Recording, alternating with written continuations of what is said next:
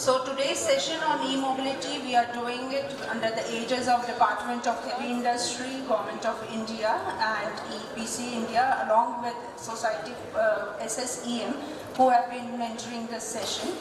So to begin the session, I would like to call upon the dignitaries to kindly join us on the dais. May I request Mr. K.S. Mani, Regional Chairman, EPC India Southern Region, to join us on the dais. May I request Mr. Suresh Kumar, scientist from the Office of Principal Scientific Advisor to the Government of India, to join us. Mr. Thiru Srinivasan, Vice President, Aether Energy. Mr. Sachin Pandit, DGM, ARAI. Mr. J. Anand, Managing Director, JM Automotive, Coimbatore. Mr. Ahmad Zaiki, he is from our partner country Malaysia, Malaysian Automotive Robotics and IoT Institute. Mrs. Hemlata Annamalai, President TIE Coimbatore. Mr. Pradeep Kelot, Head Electric Powertrain, Robert Bosch.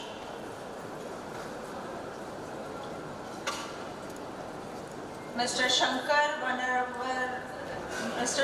Vanagayar, President Kurumugo Institutions, he is not here.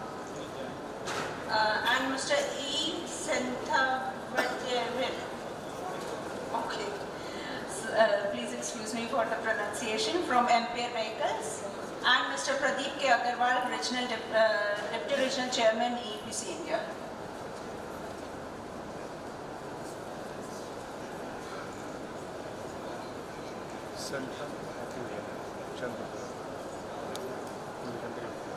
May I have a round of applause for our distinguished panelists? To begin the session, may I request Mr. K.S. Mani, Regional Chairman, Southern Region, EPC India, to kindly deliver the welcome address.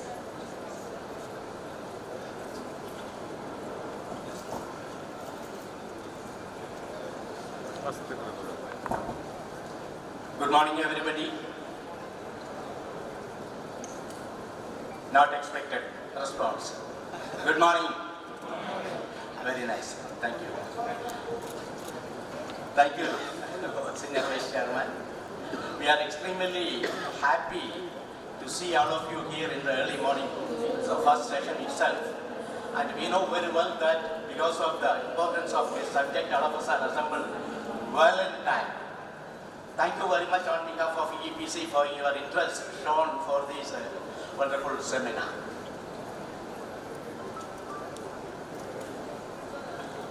You know, as far as this seminar e-mobility is concerned, today's subject is scaling up the manufacturing and adoption of electric vehicles in India.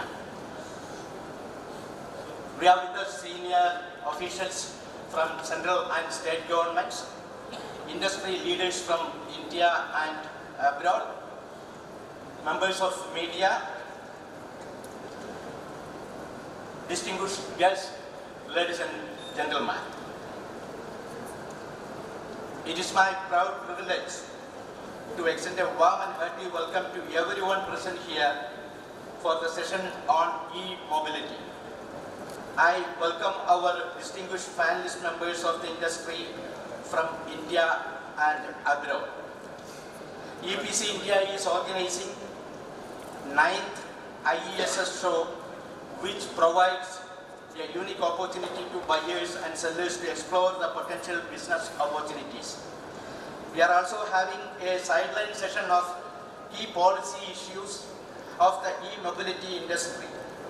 Objective of this session is to discuss scaling up the manufacturing and adoption of electric vehicles in India.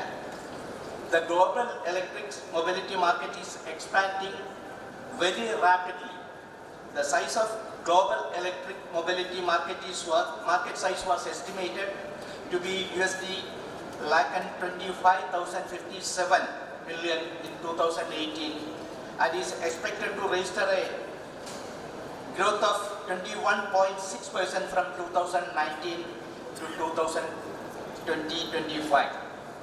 The rapid growth of global electric mobility is mainly driven by rising concerns regarding greenhouse gas and carbon footprint of the automotive and the transportation industries.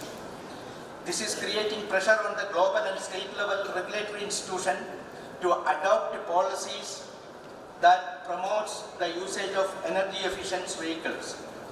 Moreover, the growing adoption of mobility as a service and the sharp reduction in cost of high capacity Li-ion batteries has declined the overall vehicles cost, thereby increasing importance of electric vehicles globally. In the wake of a looming crisis, there is need to take immediate and stringent measures to address environmental challenges which India is facing at the moment. Recognizing the gravity of the situation, the Government of India is introducing policies and regulations which are aimed at phasing out internal combustion engine vehicles and significantly reduce the production volume of such vehicles by 2030. Hence, improving the growth of potential of the market for e-mobility. India is planning to add 30 million vehicles annually and has over 300 million vehicles on roads across the country. It has also set up a target of doubling these numbers to over 600 million by 2030. India has also launched phase 2 of the faster adoption and manufacturing of electrical vehicles in India, FAME 2 scheme in March 2019, which proposes to give a push to electric vehicles in public transport and seeks to encourage adoption of EVs by way of market creation and demand aggregation. India's effort in implementing several policies, including FAME 2, signal the country's vision for a shared, clean and concerned mobility system. India's efforts in adopting electric mobility are commendable, but it faces many challenges in terms of creating the necessary ecosystem for electric mobility in the country.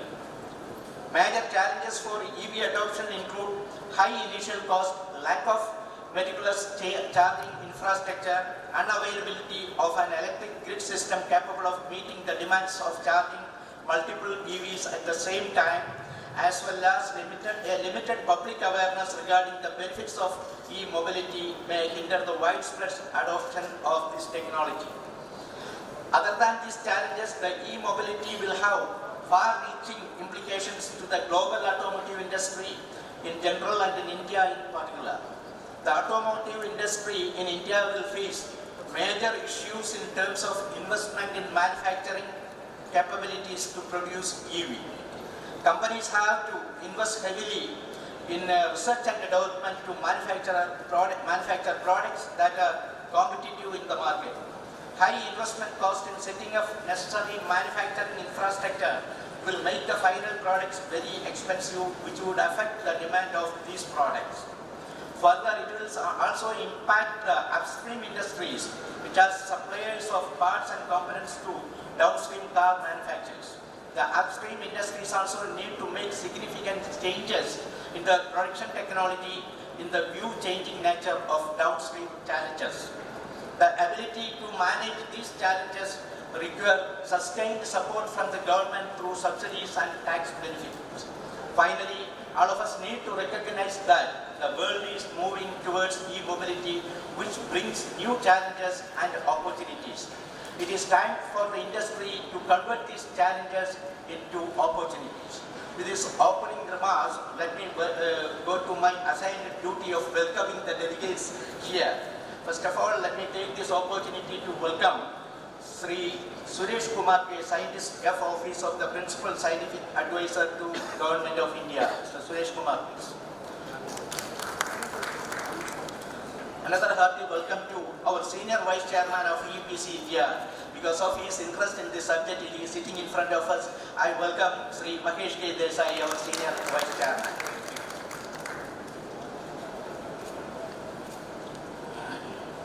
There are other eminent speakers from for various subjects. Mr. Dr. Binu Dey, ex-IESS Retired Secretary, Technology Development Board, New Delhi. He is here. I extend a warm welcome to you, sir. Thiru Srinivasan, Executive Vice President, Other Energy. I extend you warm welcome. Sri Shankar Vanavaraya, President of Kamaguru Institution, let me take the opportunity to extend a warm welcome to you, sir. He is on the way. Okay. There are an expert panel of members. Before that, it is my pleasure to extend a warm welcome to one of my good friends, Mr. Ramaswamy, Chairman of Foods Company, Coimbatore. He is here. Extending a warm welcome to you, sir. Mr. J. Anand, Managing Director, J. Mart Committee, Coimbatore. He is one of the expert panel members. I extend you a warm welcome. Mr. Azhar Taib, Deputy CEO, Mavi, Malaysia. He was with us right from our inaugural function yesterday, and everything was also there. I am not seeing him here. Okay. His representative, sir, on behalf of EPC India and IESS, we extend a warm and cordial welcome to you, sir.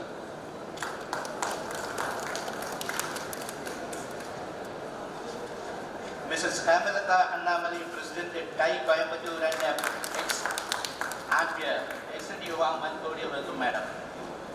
And of course, Mr. Pradeep Kalot, the head electric power train, Robert Bosch, I extend you a warm welcome. It is my pleasure to welcome Mr. Sachin Pandit, DGM AED and E-Mobility, RI. Another gentleman is Mr. E. Shantana Vadivel, Head Manufacturing and Technology, Ampere to Coimbatore. It is my proud privilege to welcome who is going to be making the concluding remarks, our Northern India Deputy Regional Chairman and expert in this subject, Mr. Pradeep K. Agarwal, which is our And last but not least, I extend a warm and cordial welcome as I initial remarks told that the presence of you made this session very vibrant and successful. I extend you a warm welcome to all present here, especially to the media and other officials. Thank you very much. Good day to you.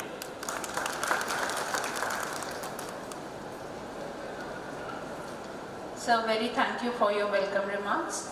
The Office of Principal Scientific Advisor to the Government of India is also working very closely in the area of e-mobility. And may I now request Mr. Suresh Kumar, Scientist F from the Office of PSA, to kindly deliver his address.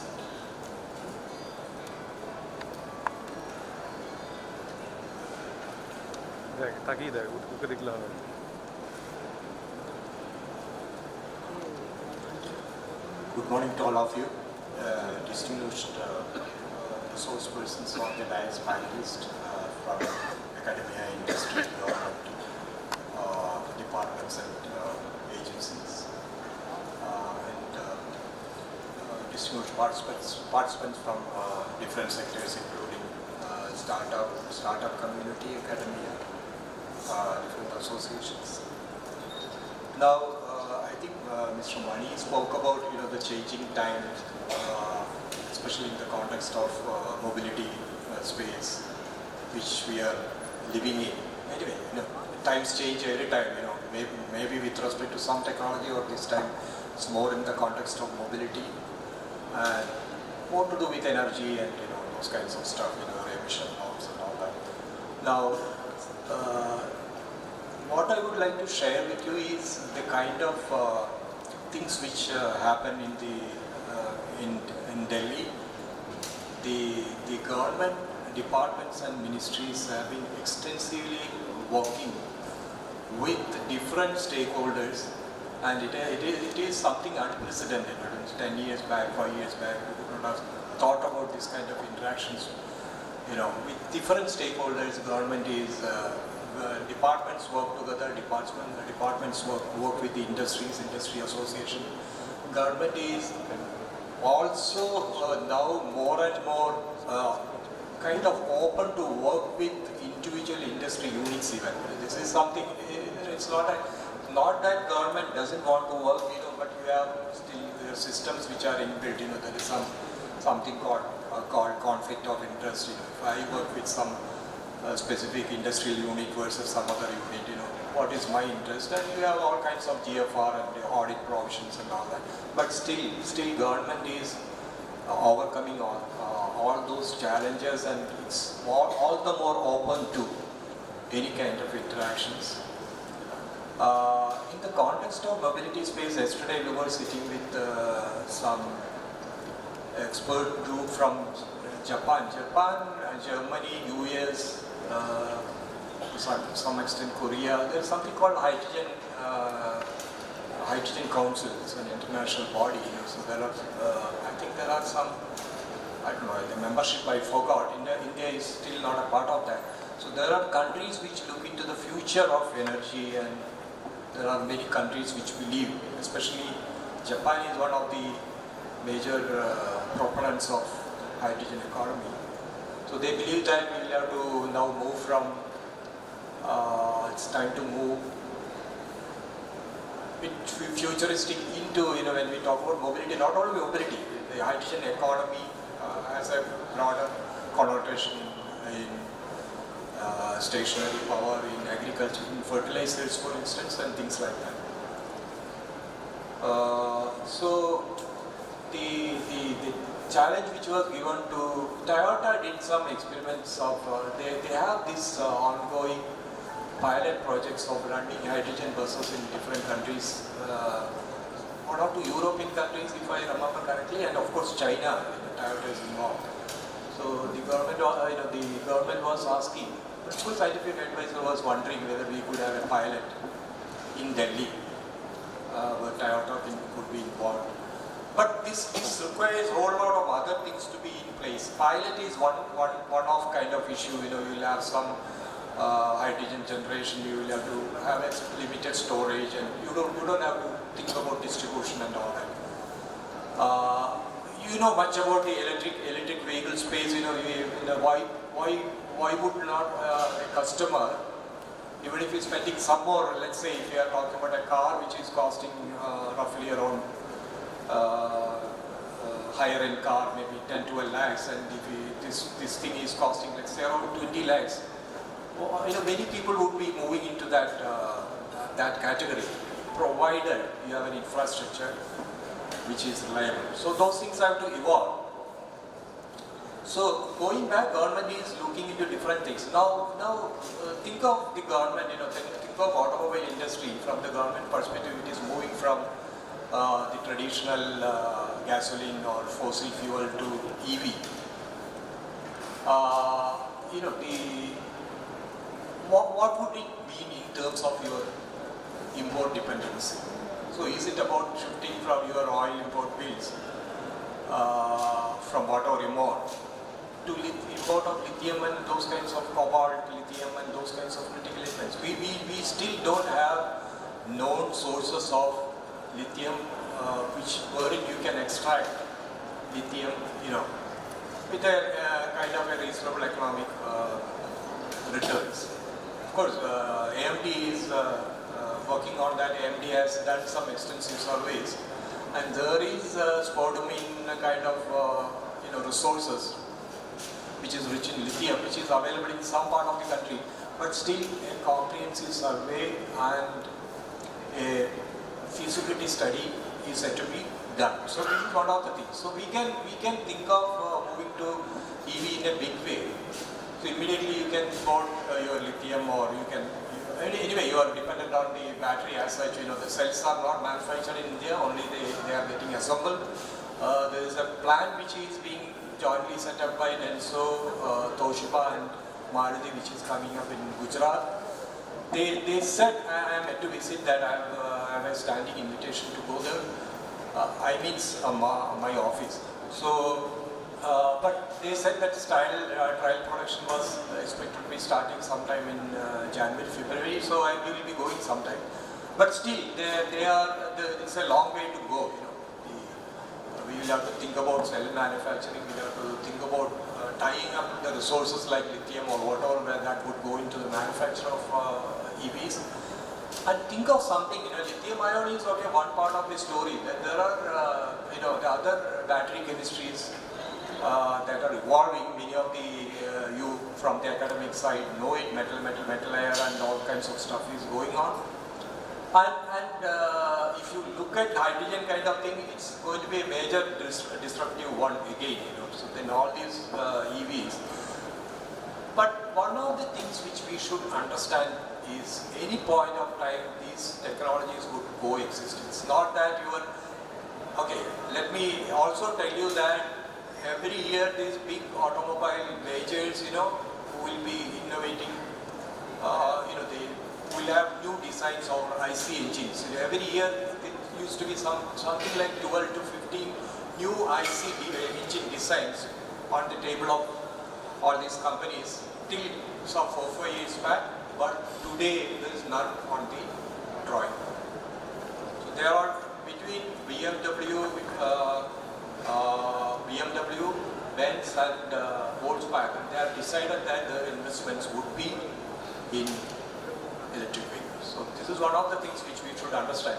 They would do some of the futuristic stuff like hydrogen and all that, but their focus would be on this because they have to focus on the bottom line. So their focus is on EV, it's very clear. And going back to what Mr. Mani spoke about the phase 2 is, most of you know about it, but still we are targeting something like 1 million two-wheelers in the next 3 years. And subsidies would be, this is, we are talking about some 2 kilowatt kind of capacity up to that. So then subsidy is up to 20,000 for each vehicle, so 1 million, think of that. So there is a big opportunity for the two-wheeler. The other segment, of course, is a higher segment, which is we are talking about the passenger buses. The target is around, at this point, it's only we are talking about 7,000 buses. By this we are talking about the 3-year span. So going back, there is a big opportunity for the two-wheeler space, for the industries. You know about Ather. Ather is doing a good job in Bangalore, and there are quite a few startup companies who are looking into the charging infrastructure, different the IT-based applications. Battery side also there are quite a few. I'm sure there are a few people working on the battery side, future chemistry and all that. The other point is about what goes with the electric vehicle is, as you know, the electric motor. The components, you have only 2-3 components there. One is your power, which is your battery. The other one is the drive. The power drive is going to be electric motors, and you have the management electronics associated with all these batteries and the electric motors and all that. So electric motors. The major, the rarer permanent magnet based motors will have a major advantage, at least for some time to come, because of its, can be,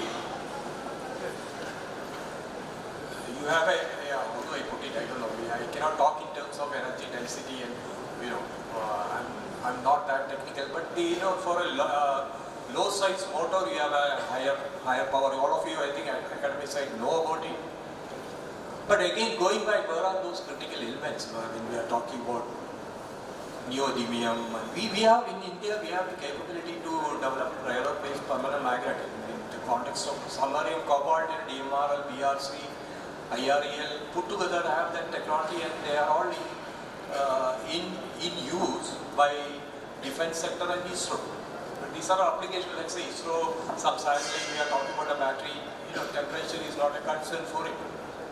But whereas we are talking about an electric car or a scooter which is running in Rajasthan, think about, summer in Rajasthan, so what kind of temperature is going to be?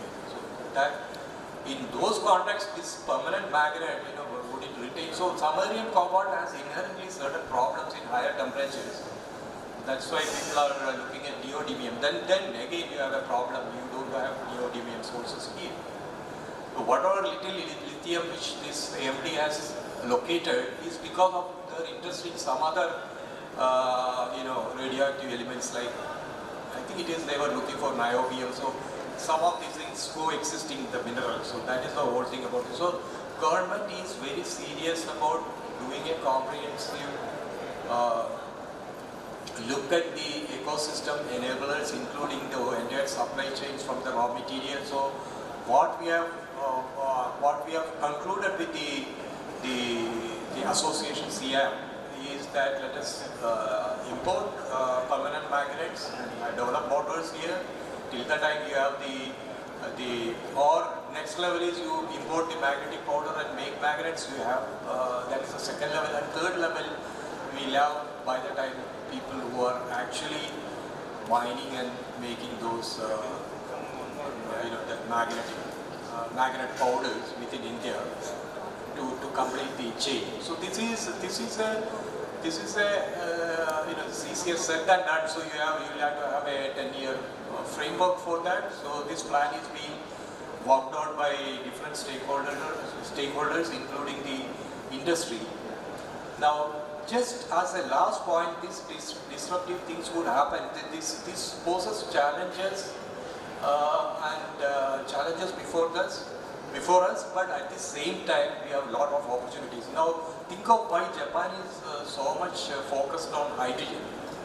So I was one of the fortunate persons to drive that Mirai, which is the hydrogen car of Toyota.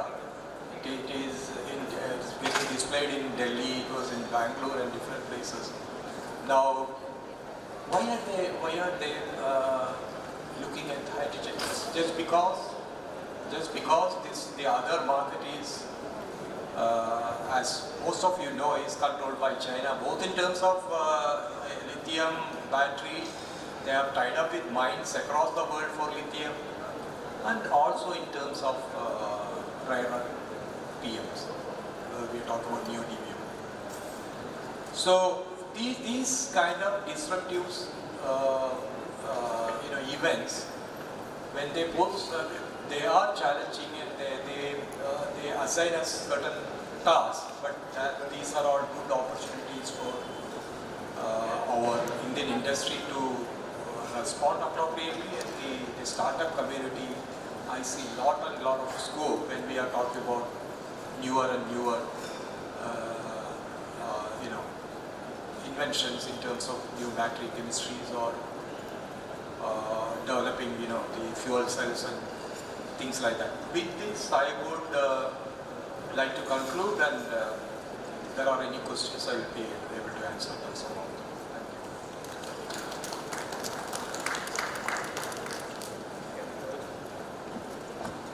Thank you, sir. I understand that Mr. Shankar Vanavarar, President of Kumaraguru Institutions, is with us now. May I request him to kindly join us on the dais? Our next topic of discussion is the electric mobility, creating an ecosystem of global standards. And may I invite Mr. Thiru Srinivasan, Executive Vice President of Ether Energy, to kindly deliver his address.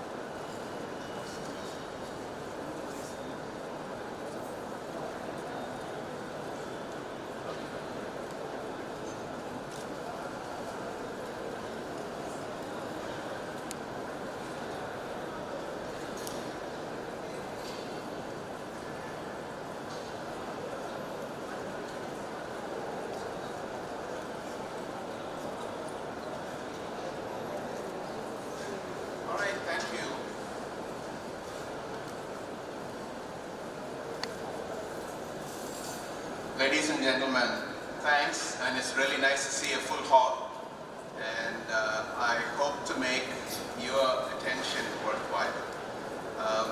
I'm Thiru Srinivasan from Ether Energy, and Ether Energy, as you know, was incubated out of IIT Madras, and I continue to work with IIT Madras, a lot of incubatees. And Ether Energy is quite a flagship company for us. But here in Coimbatore, I'm very humbled to meet several people who have been leading the revolution in industry, particularly in the two-wheeler industry. So it's a pleasure to be here. The topic that I want to talk about is creating an ecosystem of global standards.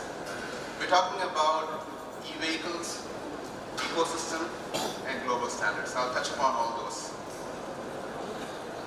E-mobility covers a broad swath. When people talk about e-mobility, we're talking about cars, we're talking about two-wheelers, we're talking about cycles, and trucks, buses, even farm equipment, and all the way, you're talking even aircraft, defense applications, and drones.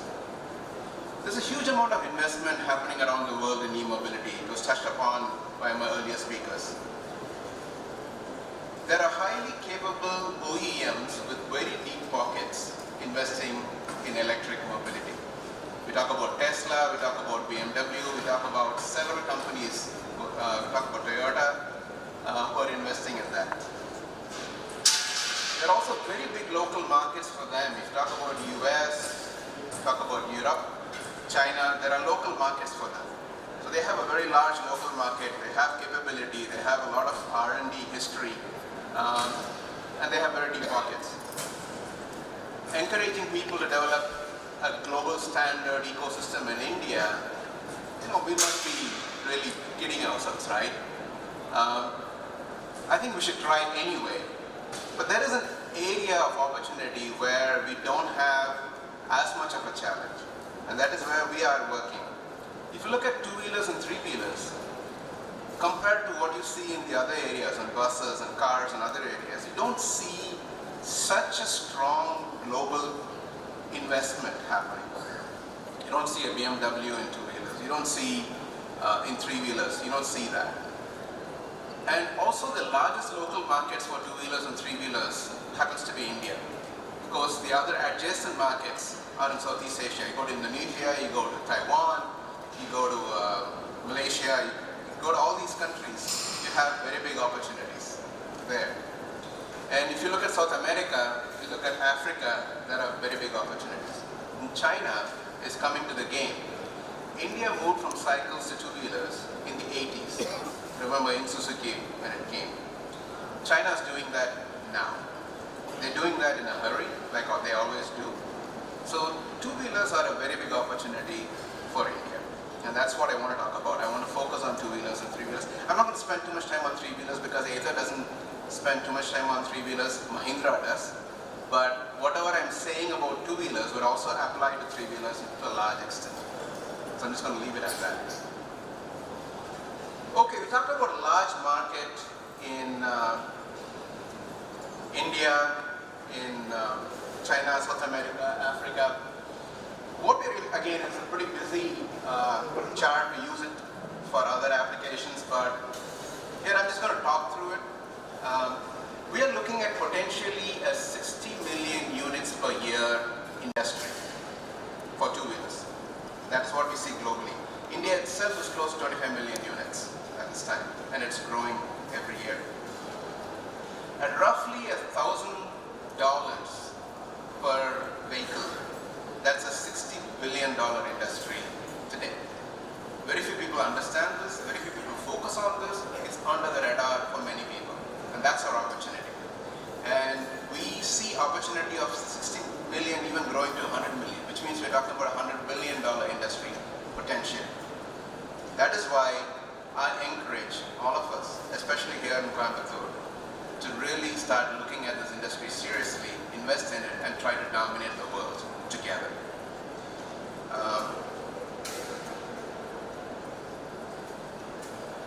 We do see there are Japanese that have a fairly big presence in two-wheelers. We go to Indonesia, go to any other market, we see Taiwanese, but nothing that is really a difficult task to overcome for us.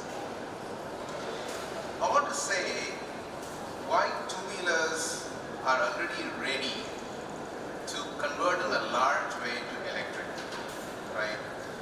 When people talk about hurdles, when you talk about a car, you have to have charging that is on highways also. And each one of this charging, you're talking about charging a large battery, which means you you have to draw a lot of power in a very, very short time. Nobody's going to sit there for 6 hours to charge a car, right? It has to be an hour at the most. And those systems from power electronics cost a lot of money. Some of them cost a crore today. I'm sure it's coming down. But on the other hand, a two-wheeler is typically used within a city. So you're not talking about providing something on the highways too much. I'm talking about scooters, motorcycles. For the most part, there are people who drive on the highways, but generally it's within city limits, city borders. And normally people drive for 3 hours for personal use. For commercial use, it's more. So the batteries tend to be fairly smaller. And you can charge a battery even with slow charging at your home, and it's usually enough for you to drive around. And even if you end up putting a fast charger, we're talking about under a lakh for a fast charger. So again, two-wheelers is providing great opportunities. Why do we think that customers are ready to adopt two-wheelers? You already know that the cost of ownership, once you acquire the two-wheeler, the purchase cost, initial cost is higher than an IC engine. But once you acquire that, the running cost is very, very low. And we're looking at 7x advantage there. And because there are fewer moving parts, it's cheaper to maintain. And if the battery technology challenges have been overcome, they are being rapidly overcome, we expect the batteries also to be maintenance-free, hassle-free, fairly soon here. So I really think maintenance is going to be a major reduction as a problem.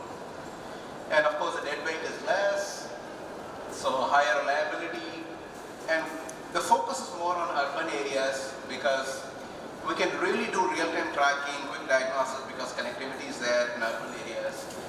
And 35 to 75%, 35% of the rides are less than 2 kilometers and 75% is less than 10 kilometers is what we're seeing. So really the technical challenges in a two-wheeler is much, much lesser. And us being able to provide that as an electric vehicle is fairly easy to overcome. Fast charging we already mentioned, but again, we don't really need fast charging. You charge at home. Most of the time, it's comfortable enough for people to drive around the city and go back home and charge it again. You drive 2 to 3 hours and you have 21 hours for it to be charged, and at home it's sitting there for 8 hours. It's very easy to get a vehicle charged. That's what we're seeing. Again, we have about 3,000 vehicles on the road at Ather, and we collect data because it's connected. And we see 97% of the time people are either charging it at home or at their workplace, not any other place. So we have 30 fast chargers installed in Bangalore, and only 3% of our customers are using the fast chargers. So we really don't need that much fast chargers at this time. So we are pushing for ubiquitous charging. Try to put a plug with some smarts in it. 3,000 rupees, 4,000 rupees plug, and that's good enough. You put that everywhere. Everywhere there's a parking lot, you put that. That should really address the anxiety, range anxiety of the customers. So we believe that out of a 24, 25 million units two-wheeler industry, hitting 1 million units should not be a problem for us. We really think that if you don't hit 1 million units in a few years now, we're doing something wrong.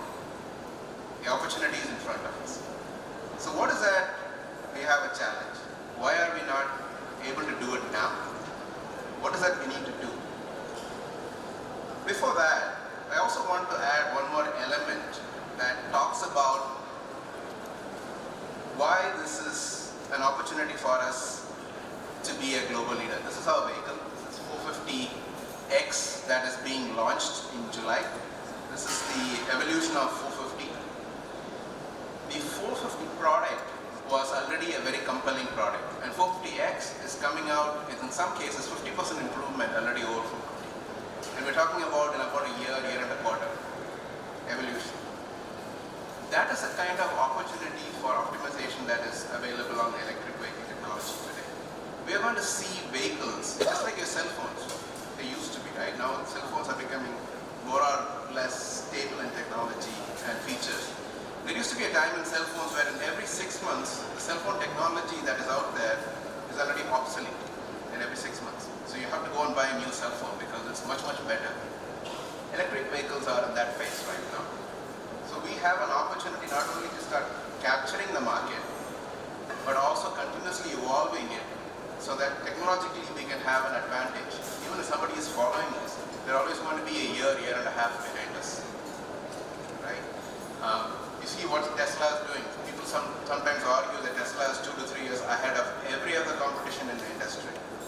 In a two-wheeler, we can do that out of India, right? This is only an illustrative slide, but I'm going to talk through some of the opportunities that we're talking. If you look at cell technology is rapidly evolving. We launched a product with a particular cell technology, and the 450X is already 2 levels ahead of the first cell technology that we launched in a year and a quarter. In form factor, in life, in range, in its rate at which we can charge already. And I don't see this acceleration slowing down anytime. We expect in a couple years to have cells that would have 4 times the amount of energy density, and probably you can charge it in 15 minutes. I'm talking for a two-wheeler. You can charge a two-wheeler completely in 15 minutes. That's the kind of revolution that is happening. In lithium technology, there is other technologies that was mentioned. There's a huge amount of activity that is happening. So electric vehicle is only getting more and more exciting, more and more compelling. Then there's a second thing that we also have today. The vehicle, when you're using a battery in a vehicle, it has its own load cycles, it has its own life cycles, and after a certain number of cycles, you can't continue to use it in the vehicle. Today, it is roughly about 5 years for us. That's what we're seeing. But we see that quickly extending to 10 years. But the nice thing is, even after 10 years, you can take that battery and start using it in stationary storage. It's called second life. And you get another X amount of years out of it. 10 means maybe you get another 10 years out of it. And after that, there's still a significant amount of value left in the battery, which is all the raw materials. The raw materials are all recoverable and we can rebuild new cells out of it.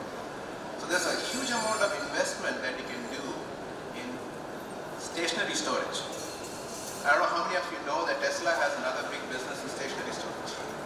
Not only in vehicles, they have stationary storage. The Tesla wall is a very, very big business. And cell recycling is something that is not really big in India yet, but I think we should invest in that. We're talking to several people who are willing to invest in that. We're working with institutions. And if you can do that, more than 50% of the cost of the cell, the whole battery, could be recovered. So now you're talking about a cycle where you don't have to invest continuously in buying raw materials, importing raw materials from abroad, and your overall cost of business improves in a significant way. Also, the other thing that is currently happening is today the cell manufacturing has to be multiple gigawatt hour type of factories, large factories, requiring huge land, huge amount of investments. We see significant work already happening where sub-gigawatt hour factories can attain the same scales of efficiency. It's like what happened with steel mills, right? You had huge steel mills and now we have mini mills that are competing with the steel mills. That kind of work is also happening. We are working with some of the companies that are developing different process technologies, different equipment, so that you can make a smaller size cell manufacturing also very viable. That will accelerate the localization of cell manufacturing in India.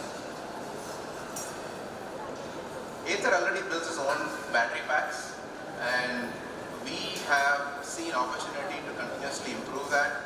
We have a five-year roadmap of battery technology that looks very, very exciting. And we are looking for partners to continuously work with us on these areas. The second one that I want to talk about is electronics. I don't know how many of you know if the elements of a computer that used to be a mainframe where you had a huge room, there were a lot of individual machines, a printer, a memory and everything else, all that got consolidated over time. And you ended up with a desktop machine and times more powerful than the mainframe computers of the olden days. And all the electronics are being consolidated. Every resistor, every capacitor does multitasking, multiplexing today.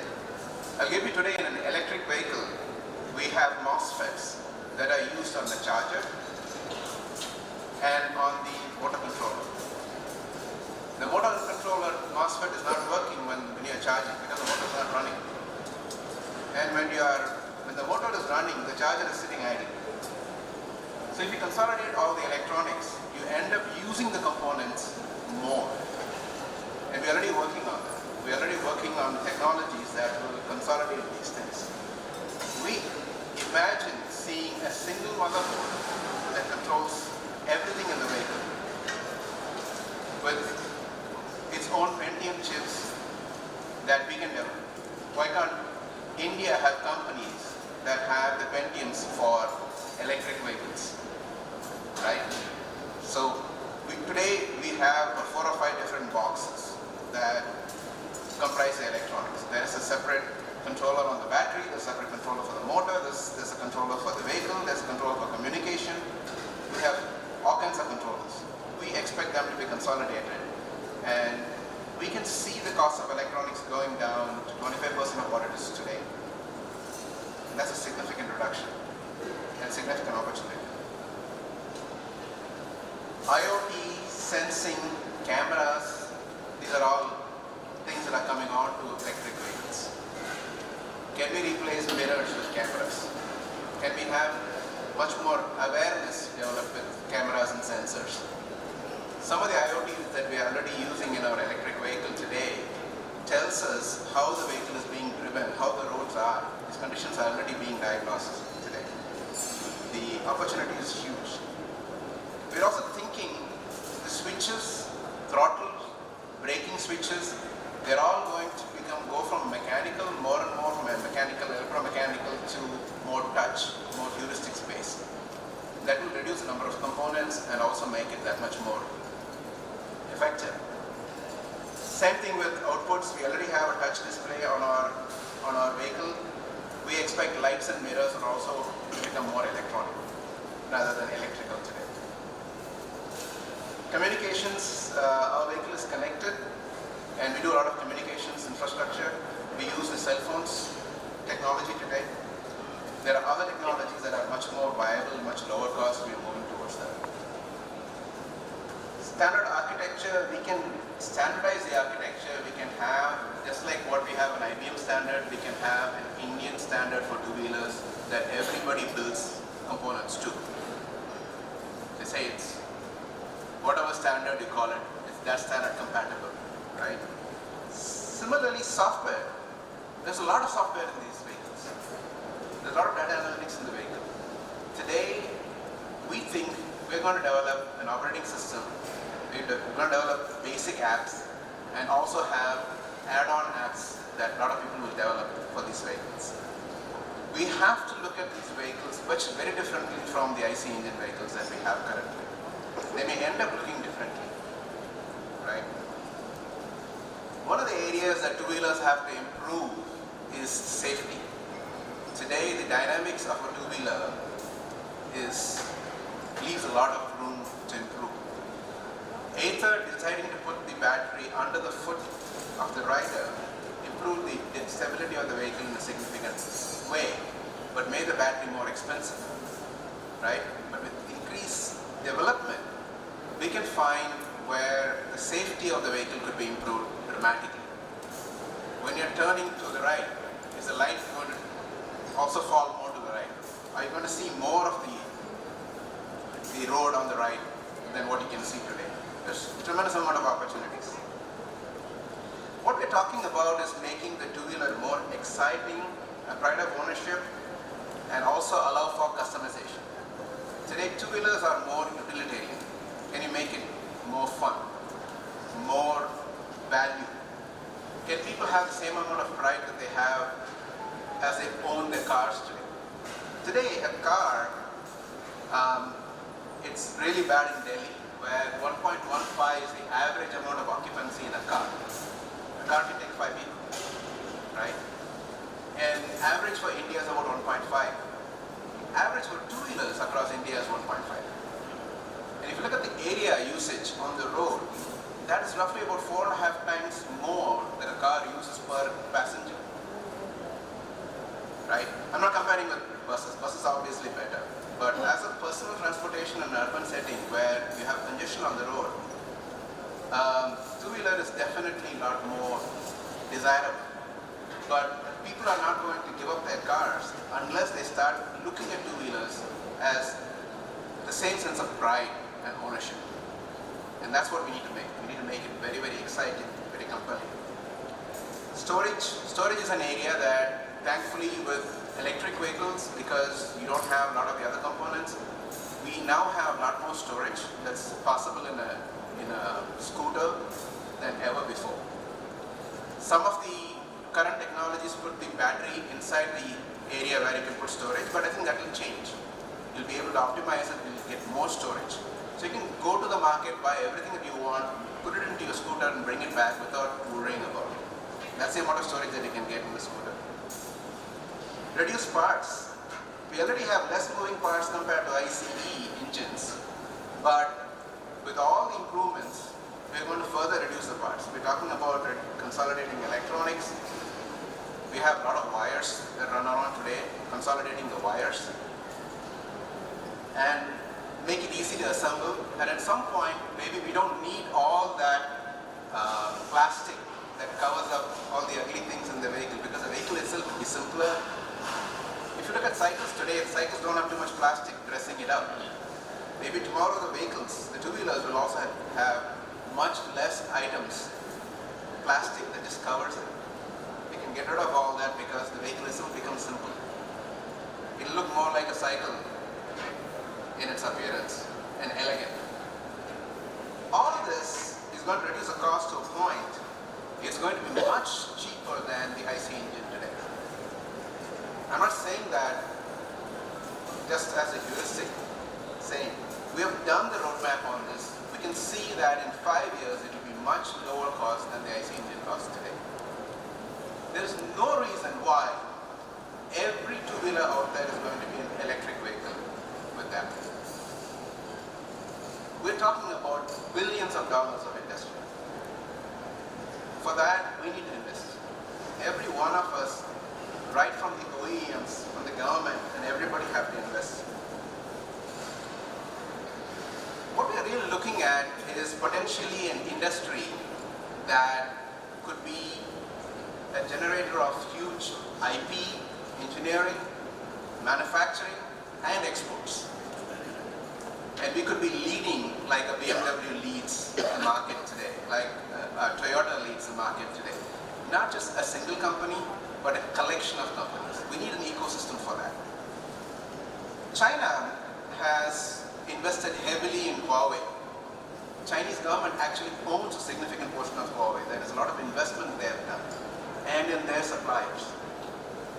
It's relatively unheard of in India, but that's something that we need to start doing to capture this opportunity. Similarly, Gogoro in Taiwan got a huge amount of support from its government, from its industry. Today, Germany is giving billions of dollars to create cell manufacturing and battery manufacturing in Germany, in Europe. $3 billion or so. And I just would like to remind India, it's not like it hasn't done it before. When Maruti Udyog came up, you remember the car industry in India at that time? It was practically non-existent. So the government really invested in Maruti Udyog. They fronted bringing Suzuki into the partnership, supported that along the way, and today we have a very, very, very vibrant auto industry, and we are very big exporters of auto components because of that. So the investment that we make today will create a huge economical impact for India, millions of jobs, and that's what we need to do. And for Tamil Nadu, I don't know how many of you know today in Titan, which is a very profitable part of Tata, TITCO is a larger shareholder than Tata itself. They get more profit. And the way it happened is Tamil Nadu government gave land as equity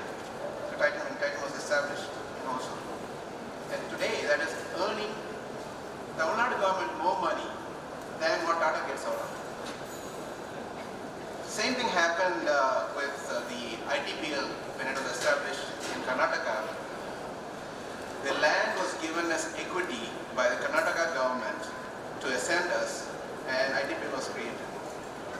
Today, the whole Whitefield area is booming because of that.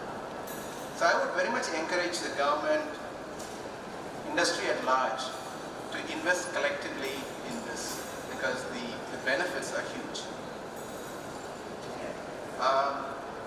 What are we talking about?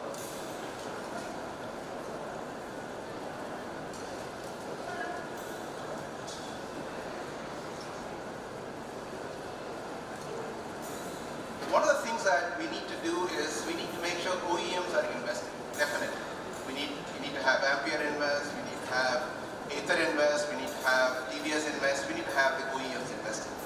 Very interestingly, because it's a new technology, often you find startups investing, right? Ather is a startup. And there are other startups.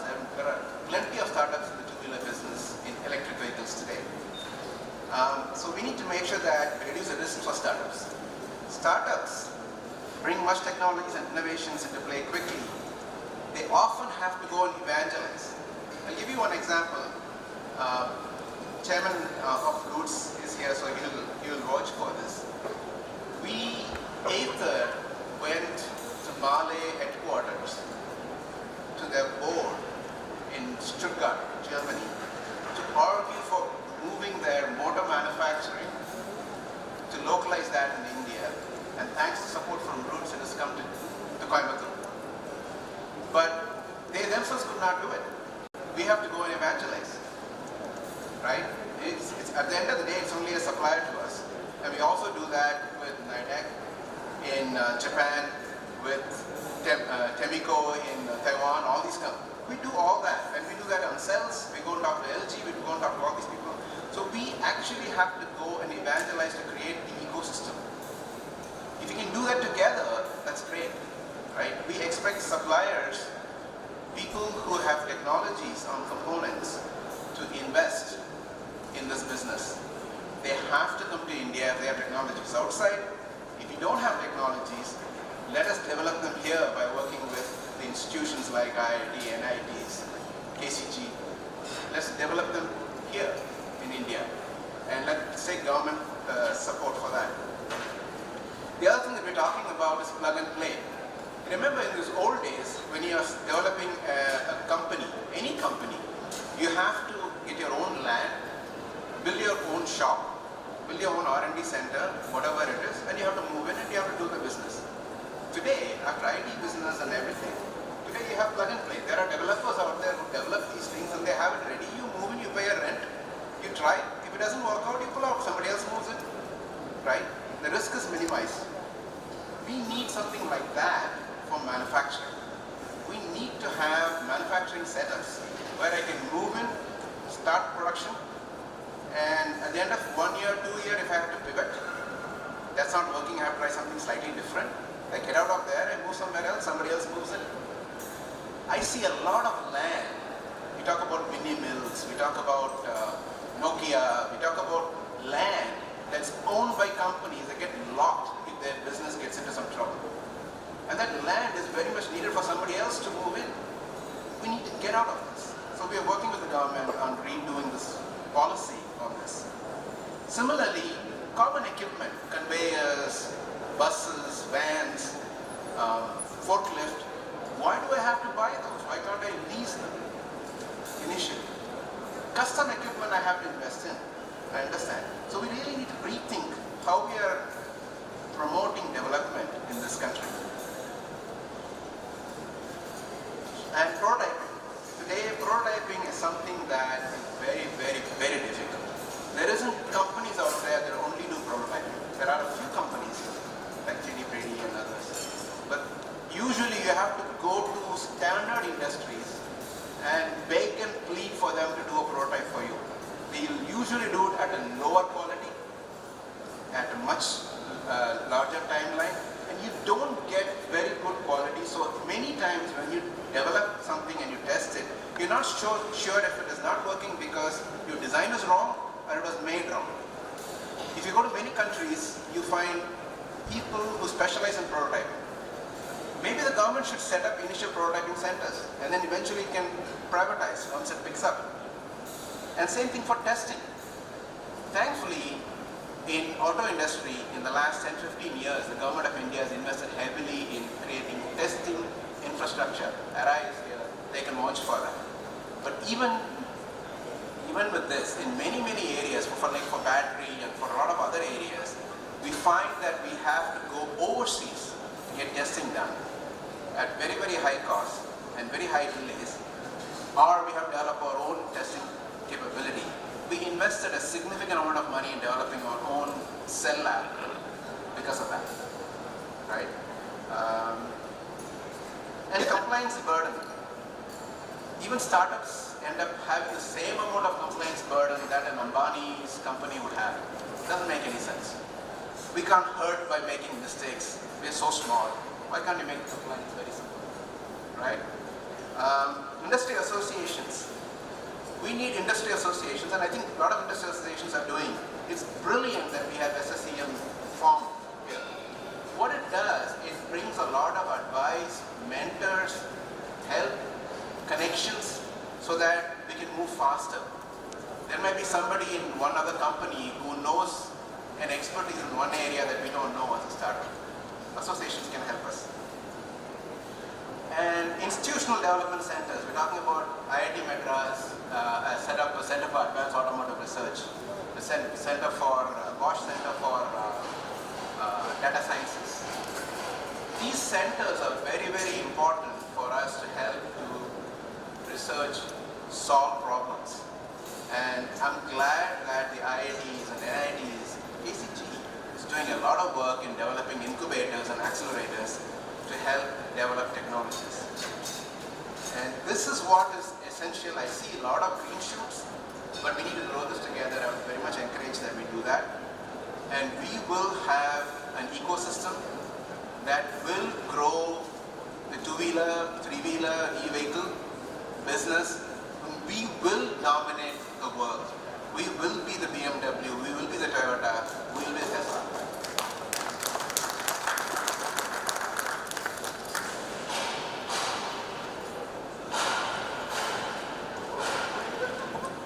Thank you, sir. And I think indeed you finished on a very encouraging note for the Indian e-mobility market. May I now request Mr. Sachin Pandit, DGM from ARAI, and I request sir to keep your presentation short and brief so that we have enough time for the Q&A also.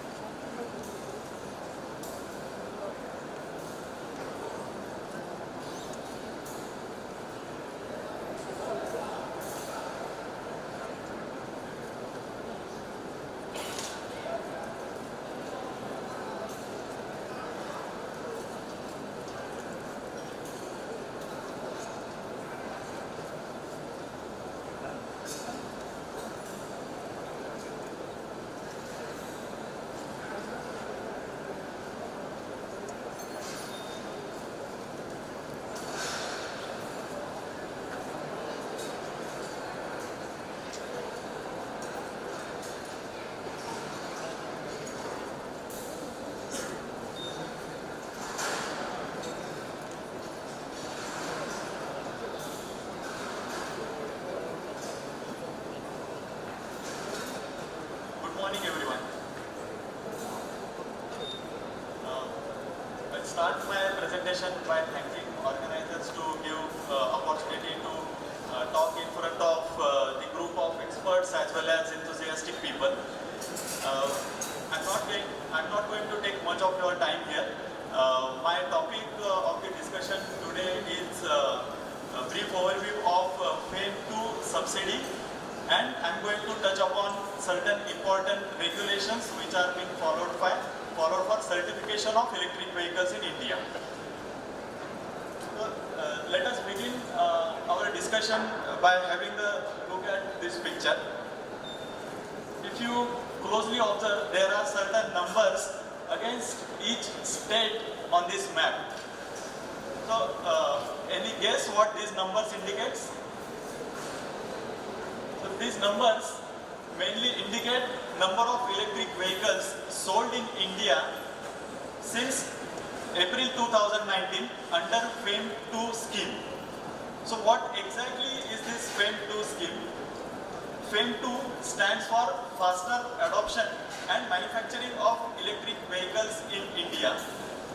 If you go back little in the past, then in January 2013, Government of India has chalked out a plan. That plan is known as National Mission for Electric Mobility. Under that plan, Government of India has launched a subsidy scheme called as FAME. It is also known as FAME 1 with outlay of close to 900 crores. In April 2019, last year, Government of India launched a scheme called as FAME 2, which has outlay of close to 10,000 crore rupees. Now let us understand what exactly is this FAME 2. As someone already talked about it, this FAME 2 is planned for 3 years starting from 1st April 2019. This scheme is mainly intended for 3 verticals. First vertical is called as demand incentive. The second vertical is called as charging infrastructure. And the third vertical is mainly for publicity of electric vehicles in India. Now quickly have a look at the fund allocation against each vertical. If you look at this table, the funds allocated for demand incentive are close to 8,500 crores.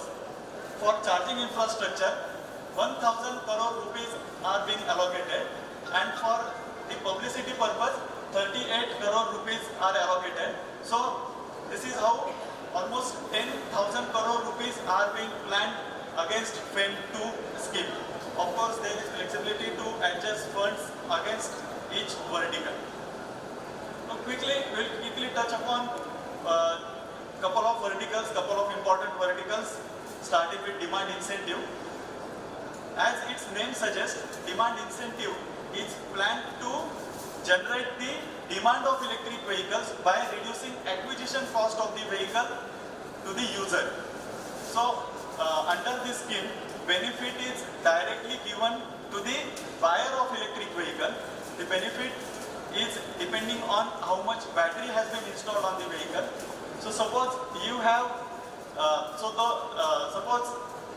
you have a two-wheeler or three-wheeler or a car, then for each kilowatt hour of battery on the vehicle, incentive is of 10,000 rupees. It is for the smaller vehicles. If someone has a bus type of a vehicle, then incentive is double, which is rupees 20,000 per kilowatt hour of battery installed on the vehicle. In this scheme, one should have advanced batteries installed on the vehicle. So when they say advanced batteries, the batteries mainly having lithium chemistry has to be there on your vehicle. Now let's understand what is there for the charging infrastructure. So the money which is being allocated for charging infrastructure are mainly to give confidence to the user to use electric vehicles. They want to kill the range anxiety element of the user. Now, if someone want to come into the field of charging infrastructure, then one has to follow the guidelines which has been released by Ministry of Power in October 2019. Based on the proposal of a company or of a manufacturer, up to 100% subsidy can be given by the government of India. Interestingly, this scheme also talks about pantograph charging, flash charging. Also, they are also considering integration of renewable sources of energy to the grid. So this is very attractive scheme under FAME 2. I want to quickly touch upon a very important piece of FAME 2, which is called as phased manufacturing program, and respected sir from Ather briefed that we need manufacturing setup here in India. All of us here know that most of the electric powertrain components as of today are imported either from China or Europe or some advanced countries like Taiwan. So because of this phase manufacturing program, we are trying to promote the localization of all the subsystems which are being used in the vehicle, and government is trying to do it in a phased manner. So there are certain components which you can import today. You can have your electric vehicles on road with imported components. However, moving on, you will have to have your manufacturing of all the subsystems here in India. So that is why this piece of phased manufacturing program is a very important aspect of FAME 2 subsidy. Now, not spending much time here, I will quickly brief about the important applicable standards for electric vehicles. There are quite a few standards applicable for electric vehicle as well as for hybrid electric vehicle.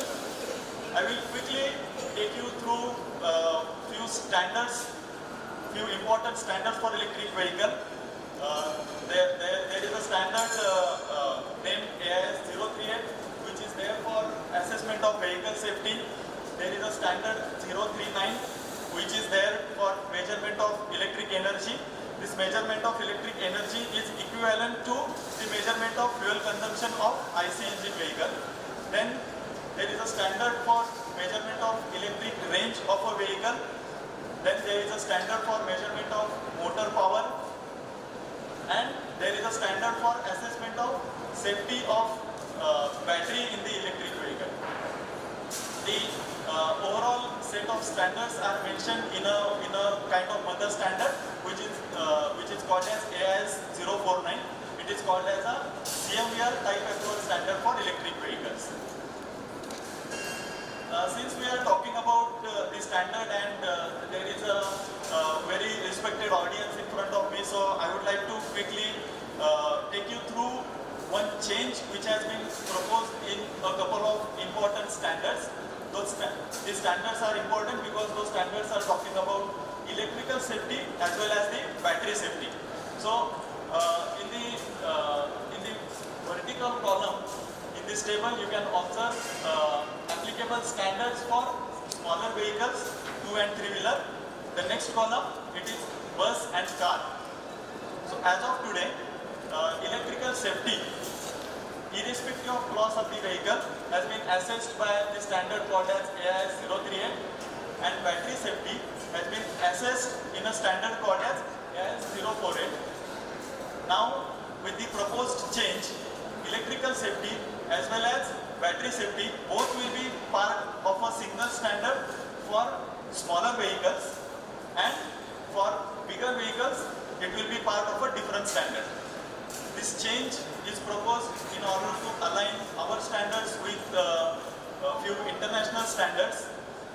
While revising these standards, a system level approach has been considered. When I say system level approach, it means not only cells but also module, BMS, the cell monitoring units are also being considered as a part of certification of your vehicle. They have also given emphasis to DFMEA, functional safety, thermal safety, etc. Here is a quick overview of regulations applicable to the electric vehicle chargers. There are quite a few international regulations already in place. So suppose someone is interested to enter in the field of connector manufacturing, then IEC 62196 is a standard for them. If someone is really interested working around software of electric vehicle chargers, then IEC 15118, which is applicable for CCS type of charging, is an international standard. There is a standard called as IEC 61851, which is called as a mother standard of electric vehicle charging. So if someone is looking at electric vehicle charger as a whole, then this is the standard for you. As far as equivalent Indian standards are concerned, there is a standard called as IESS. I have mentioned them in green color. I'm not sure if everyone is able to see here or not. IESS 17017 and AIS 138 are the standards which are equivalent Indian standards for charging infrastructure. I think talking about the overall infrastructure in order to support all the standards or all the tests which are mentioned in my earlier presentation. So ARI's Green Mobility Center has all the infrastructure to conduct testing as mentioned in the standard, as well as if someone is interested to aggressively test their system, aggressively test on the higher side which standard says. So all the infrastructure is in place at ARI. ARI has state-of-art battery test lab. ARI has state-of-art motor test lab, apart from other few labs. So I would encourage each one of you to visit ARI's website, ariindia.com, as well as there is a website called as emobility.ariindia.com. So each one of you will understand the infrastructure available in India to support this electric vehicle as a system. And I request each one of you to collaborate with ARI. ARI is definitely happy to help you at each point in the development of electric vehicles. We are definitely happy to help you on this noble cause. Thank you. Thank you so much.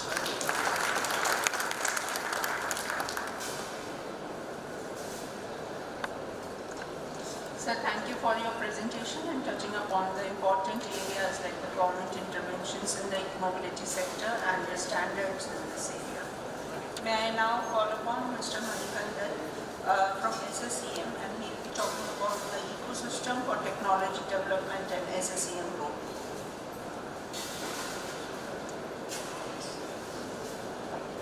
So good morning, the dignitaries on and off the dais.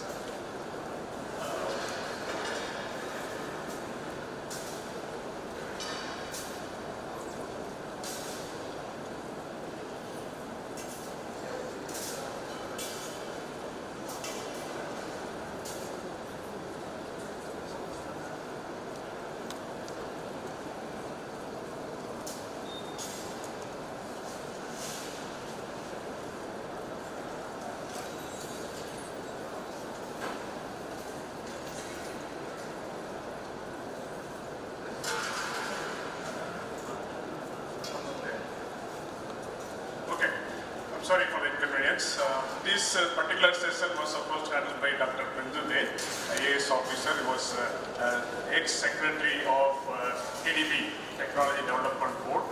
I am handling it on behalf of her. But I would like to tell, she is the person who's instrumental for the SSEM to begin. I think Mrs. Hema would appreciate that. One of the conferences that we had in Coimbatore, and she has planted this idea of bringing this industry working in electric mobility area and the institutions together under one forum. And she said Coimbatore actually has an advantage of having motor manufacturing industry for decades. So this has a natural advantage to basically lead in the electric mobility area. As we move towards electric mobility, you know that the main propulsion system is going to be electric. Yeah. Of course, the power sources might vary, but the propulsion would still remain electric. So Coimbatore has been one of the largest motor manufacturing cities of India, and we have also a lot of good institutions working on not only motor manufacturing, but also control systems. And we thought this would be a right place for us to found this society. So I was, of course, heading electric mobility division in Bosch. Thanks to Pradeep has taken over from me.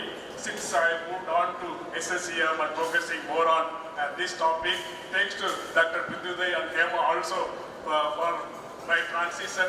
And when we put forward this idea to our patrons, Mr. K. Ramaswamy, Mr. Anand, Mr. Shankar, and Hema, they are the founding patrons. They supported us to, enable us also to bring up this society in the proper form. And what we are today, it is because of our patrons who has enormously supported us in bringing up this society. And also like to thank my co-founders, Mr. Mohan and Vasandaraj, and who's been tirelessly working behind the scenes all the time, all the activities of SSCM. So I would not take much time. I will tell you a few words about what this SSCM is all about, and also some of the activities which Mrs. Bindude wanted me to convey, I would convey. So what is SSCM? SSCM is it's a not-for-profit organization, of industries, institutions, experts, professionals, and who are interested in future mobility, not only electric, also connected, autonomous, and shared mobility area, to bring in a common platform to work together to create the future of the disruption in transportation industry from India. That's the main motive. Of course, we have more than $1 trillion worth of business, which is really waiting in 2030 in future mobility area, right? In this 1 trillion, so what will be the share of India is what our question. I think Mr. Dhruv has rightly touched upon the ecosystem. What is the ecosystem that needs to be developed if we have to have the fair share of the future mobility disruption that is happening right now. So what we feel is that to make this future mobility transition happen from India, to develop solutions and technologies from India to take on the world, we need to understand what the ecosystem that we need and what is where we need to invest our time and effort, and how we can collaborate amongst each other so that the solutions would come up as quickly and as effectively as is required to take on the market in a global plane. And this is what exactly SSCM would do. Our vision is to ensure a clean environment for future generations by enabling transformative mobility solutions. And our objectives are very clear. These are our main objectives: to become the preferred source of center of excellence for smart mobility manufacturers and aggregators. Leverage technology across the world. We have been doing a lot of business-to-business networking, our technology transformation networking events in India, including Coimbatore, Chennai, and other places. We have already had a networking event organized along with China. The second event was the delegations from Canada, that we brought in the technology partners and introduced to the entrepreneurs in India. And the third event we had very recently was with the UK delegation. We also brought in the electric mobility and future mobility area in these countries to come into India to bring in technical collaboration. Mr. Dhruv, I think, has taken all the steps to move to the rest of the world to bring in technology. That as association, rightly we are doing it. We are bringing them here so that the industries, all the future industries who want to be in electric mobility or future mobility can benefit. Yeah. And also the third is improve and sustain with the right skill pools, because this technology development should happen. What should have happened is the first is the skills and knowledge in this area, and you have to have the right skills to bring in such an innovation in motor development, power electronics, battery management, and the electronic ecosystem. So we have to develop the skills first. So our society would also focus in skills and knowledge development. And we also focus on, we understand and how the world is moving forwards. The capital economy is there. It is the collaborative commons which is what prevailing or it's emerging across the globe. So we want to co-create solutions. We want to be an enabler for the industries, come together with institutions and the experts and bring up solutions which would work for the betterment of society. That is what we would like to enable as a society member. So to ensure safe, pollution-free and sustainable and affordable transportation for every citizen by enabling smart mobility industry aims. So these are some of our key objectives. Along with this, we also would like to work on or support the government with the policy discussion and policy developments and with the institutions like ARAI on standard development. Because we are technocrats and experts panel, members part of our society, we can support to bring up these standardization, as you are also saying, we can bring up the India-specific standards, right? Every other country, they have standards. IESS is there, JEDAPO is there, you have GB party in China. So what is the India-specific standard that we would support with our knowledge base and work with the organization to bring up the standards? And we would also like to seek your support, industry experts like Mr. Dhruv, to be part of our society and play a leading role in enabling these noble cause come into reality. I should like to quickly go through the other, how we formed the society. So this is how we initially had a discussion. We had a couple of friends, close to 10 people gathered together in a small hotel, and we started about this, and then we had the second meeting at KCT, Bangalore College of Technology, where we have really came out and clearly identified our action points to make this society happen. And thanks to Mr. Sankar was also instrumental for bringing up these discussions in a fruitful results. And these are the team.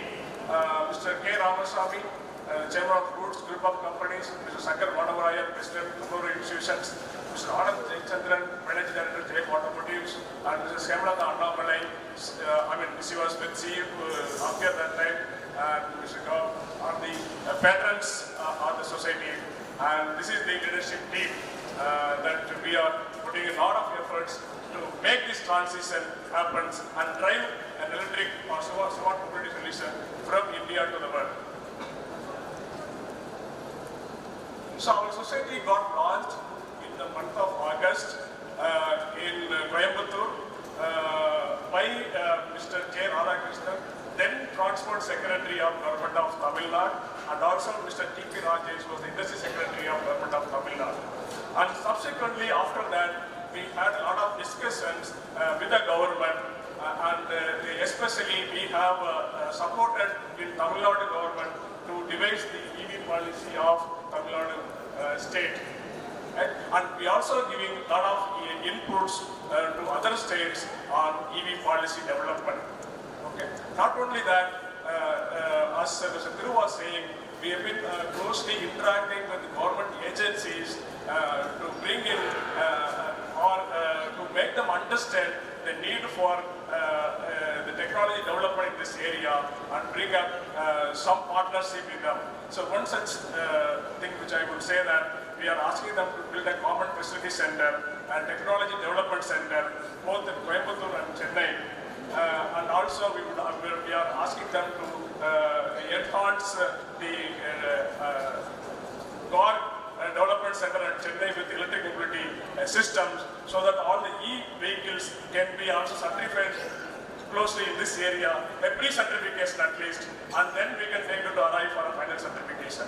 So we'd like to have that kind of facilities, and we are also discussing with the industry minister. I think yesterday, Madam, met Mr. Sampath. With Sampath, we have already had a couple of round of discussions to bring in an EV technology park both in Coimbatore and Chennai. And Chennai, there is a place that has been already identified, and Coimbatore also there is, the work under progress, and the process of identification buying a big parcel of land up to 2,000 acres so that an EV technology park can come up in Coimbatore, and this can be used by the industries. And we are trying to see how we can co-create the ecosystem in a way, and we are taking this representing all our industries and institutions to the government and all the required body, so that the 1 trillion opportunity which is available in electric mobility area not just goes to China, also to India, and we being a software nation, right? We call ourselves a software nation, right? We have a strategic advantage compared to any other country in the globe. So we should make it to our positive, and we should build solutions, mobility solutions coming out of India to the globe. Thank you so much. Thanks for the opportunity.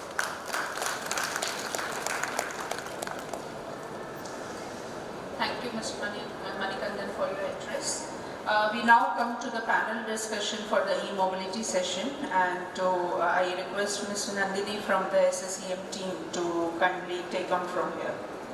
Thank you, Pallavi. So, looks like it is evident we are on a brink of another large-scale transformation, and we're definitely humbled and honored to have the kind of speakers that we have today on the stage, thought leaders in their own space. So we're opening up the most interesting part of this session, which is going to be a panel discussion. The topic being India as a key player in global e-mobility. I think Mr. Mani has already set that context very nicely as he wrapped up. So to chair this panel, we have Mr. Shankar Banavarayar, President, Kumaraguru Institutions, Coimbatore. As expert members who will be sharing their opinions and perspective, we have Mr. J. Anand, Managing Director, JM Automotives, Coimbatore. Mr. Thiru Srinivasan, Executive Vice President, Aether Energy, Bangalore. Mrs. Hemalata Annamalai, President, TAI, Coimbatore. Mr. Pradeep Kellot, Head Electric Powertrain, Robert Bosch, Coimbatore. Mr. Sachin Pandit, DGM, AED and E-Mobility, Arai, Pune. Mr. E. Santanavadive, Head Manufacturing and Technology, Ampere Vehicles, Coimbatore. And filling in for Mr. Azad Taib, we have an honor to have Mr. Ahmed Zaki, Head of Special Projects, Mari. So we would open by asking Mr. Shankar Banavarayar to share his opening remarks.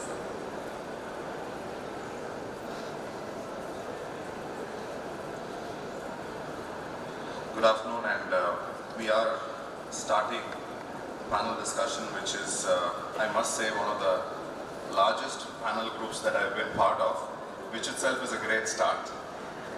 And since we're starting a little late, I think I'll take just a minute or two to do my opening remarks, because Mr. Thiru and Mr. Manikandan have set a national and a local perspective very well. I don't think I have to reset that, but I want to start with saying this whole event, this whole great effort by the government agencies and many other partners is so timely. But more than timely, I think it's happening in the right place. A proud Coimbatorian, as I am standing here, we are truly that. We are engineering, we are sourcing, outsourcing, we are creation, we are innovation, and we are great entrepreneurs who have given the region, the world, so many solutions and opportunities. I think truly this will be another kick-starting effort, and I must compliment, as I said, all the agencies who are gone together to do this. I think we are indeed in a significant crossroad moment. I mean, I know today, in the last 15 days, we are at another crossroad moment when we are thinking about how to keep our hands to ourselves and how to keep our breath away from somebody else and so many other things. But the crossroads I'm talking about is when technology is in its highest achievements, but ecology seems to be in its lowest point. So we as humans have to, even though we've mastered many things, we've also at the cost of mastering that created some problems for ourselves. And today we are in a discussion which seems to be yet another way where technology can be a solution than a problem. So I think it's a very timely effort, and I think it's a very timely conversation how to become number one, or how to play an important role in the next realm. And India sometimes has had a late advantage. Many things India has missed the bus, we keep saying about it. But like telecom, we had an advantage of missing an earlier time period and got onto the newer technologies. Maybe this is India's next big chance, where we can catch on to something new.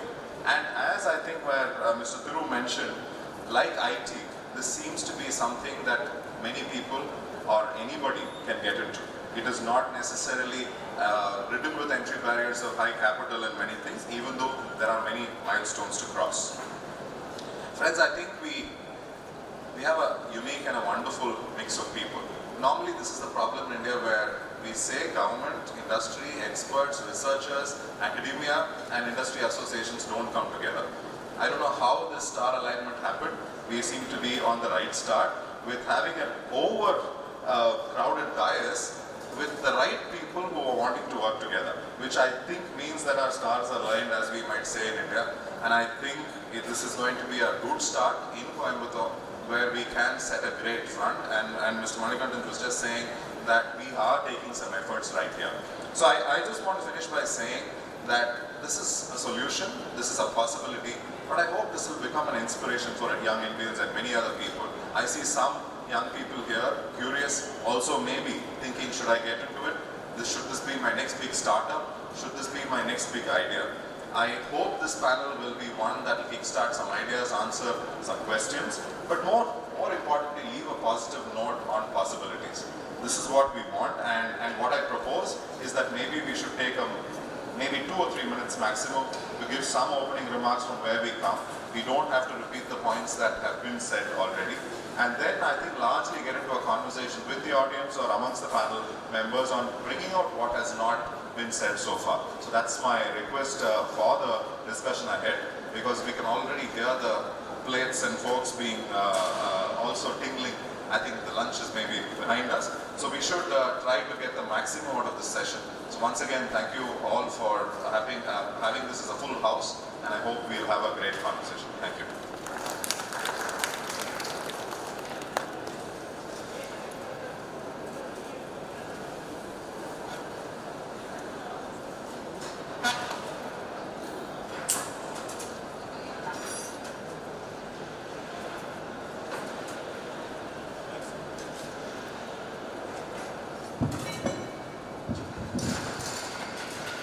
Thank you so much, Mr. Shankar. And like you rightly said, this is one transformation where we jumped on the bandwagon early.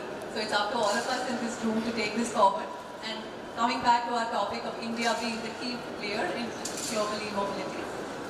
To share his perspective, we'd like to welcome Mr. J. Anand, Managing Director, JM Automotives, to share a quick 2-minute context like Mr. Shankar requested. Hello.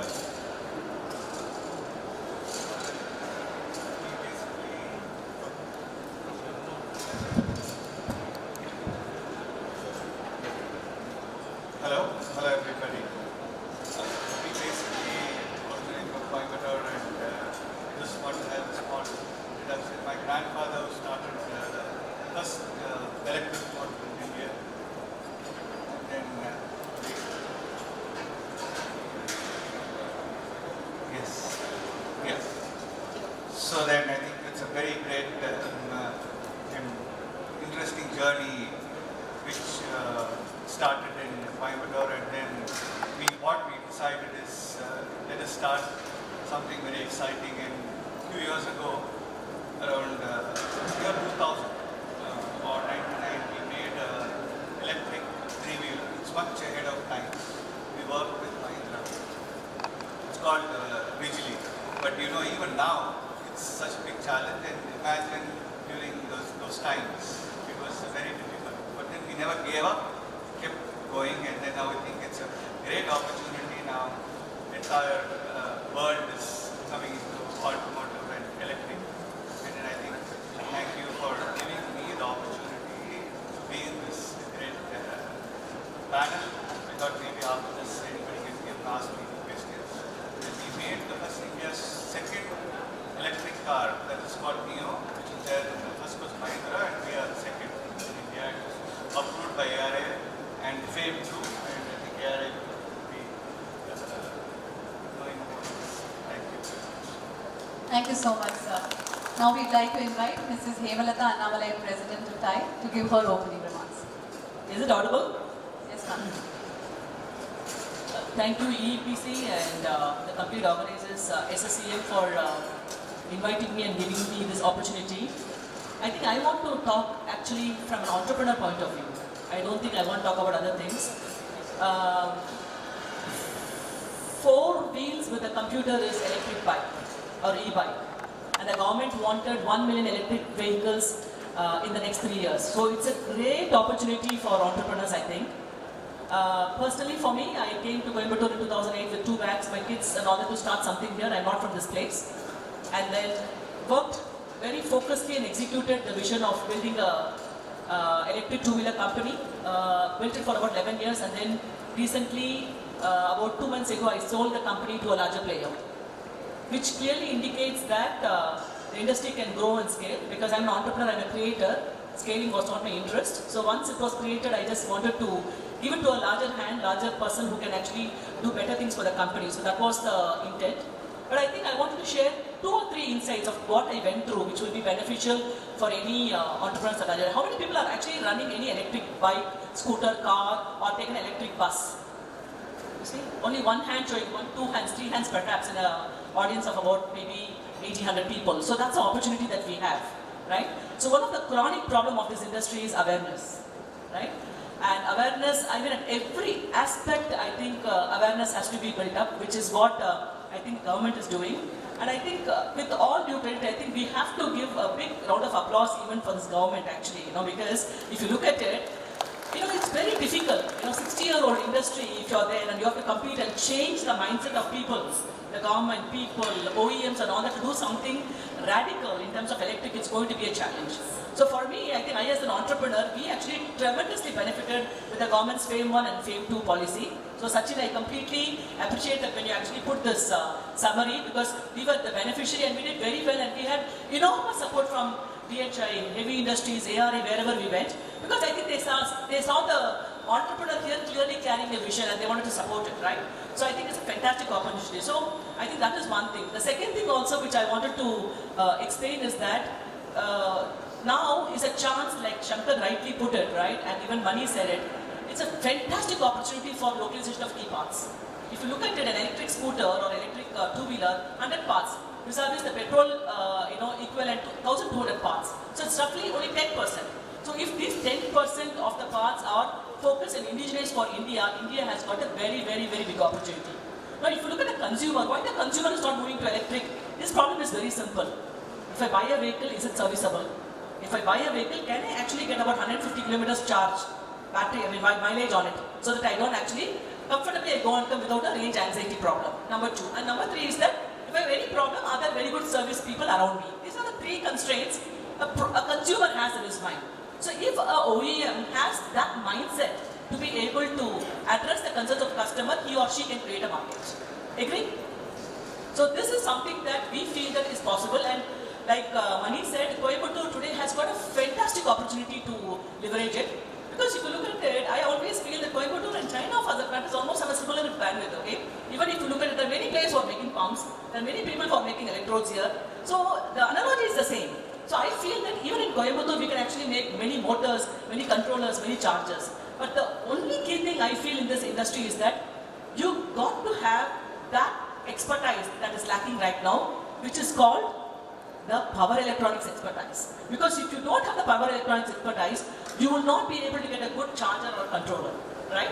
Electric vehicles, I think it is very complicated in that sense, because you have the motor, electrical, battery, chemical, you have controller, charger, electronics, you have body, metal, metallurgy. So multiple technologies on product. It may be very simple, oh, we can assemble and sell. Cannot, it doesn't work. Because I have seen it for about 12 years, right? Just pure buying, assembling and then selling in the market will not work. You will actually have a bus for 6 months, 3 months, after that it will not work out. So I actually really feel that this is an opportunity for entrepreneurs, and if you have any ideas, stay focused and execute on that vision. And like Anand mentioned, it is just these key technologies, I think, will catch on in a very, very big manner. India has completely now, we are not even having fixed telephone. How many people have mobile, fixed lines in a home, I think. We have just, leapfrog that, right? The same way, I think electric mobility has a chance. And so I think innovation has a key play. I think Shankar touched upon it, research. Fundamental research, radical research has to be done on electric vehicles, because that is the one that will actually change. Because the Because government has money, but how many takers are there to go really bid and then take the money, right? So those are the opportunities that are there for entrepreneurs. And the other request that I have is that I also wanted many women to come back into engineering. I want women to come into STEM. Because, if I'm not from this place, I'm not the son or the daughter of the soil, but today I am. If I can do it, anybody can do it. So I think that with that word, I would want to pass it on to other people, other speakers. But the opportunity is here and big. Please leverage and let us all contribute to this EV ecosystem and let Coimbatore take a lead. That's my prayer. Thank you so much, ma'am. Very inspiring. Before we move forward, a quick reminder that SSCM's participating companies have put together a vehicle display outside, so we request all of you to please enjoy and test drive the experience. Next, we'd like to call Mr. Pradeep Kilot, Head Electric Powertrain Robert Bosch Coimbatore, to give his opening remarks.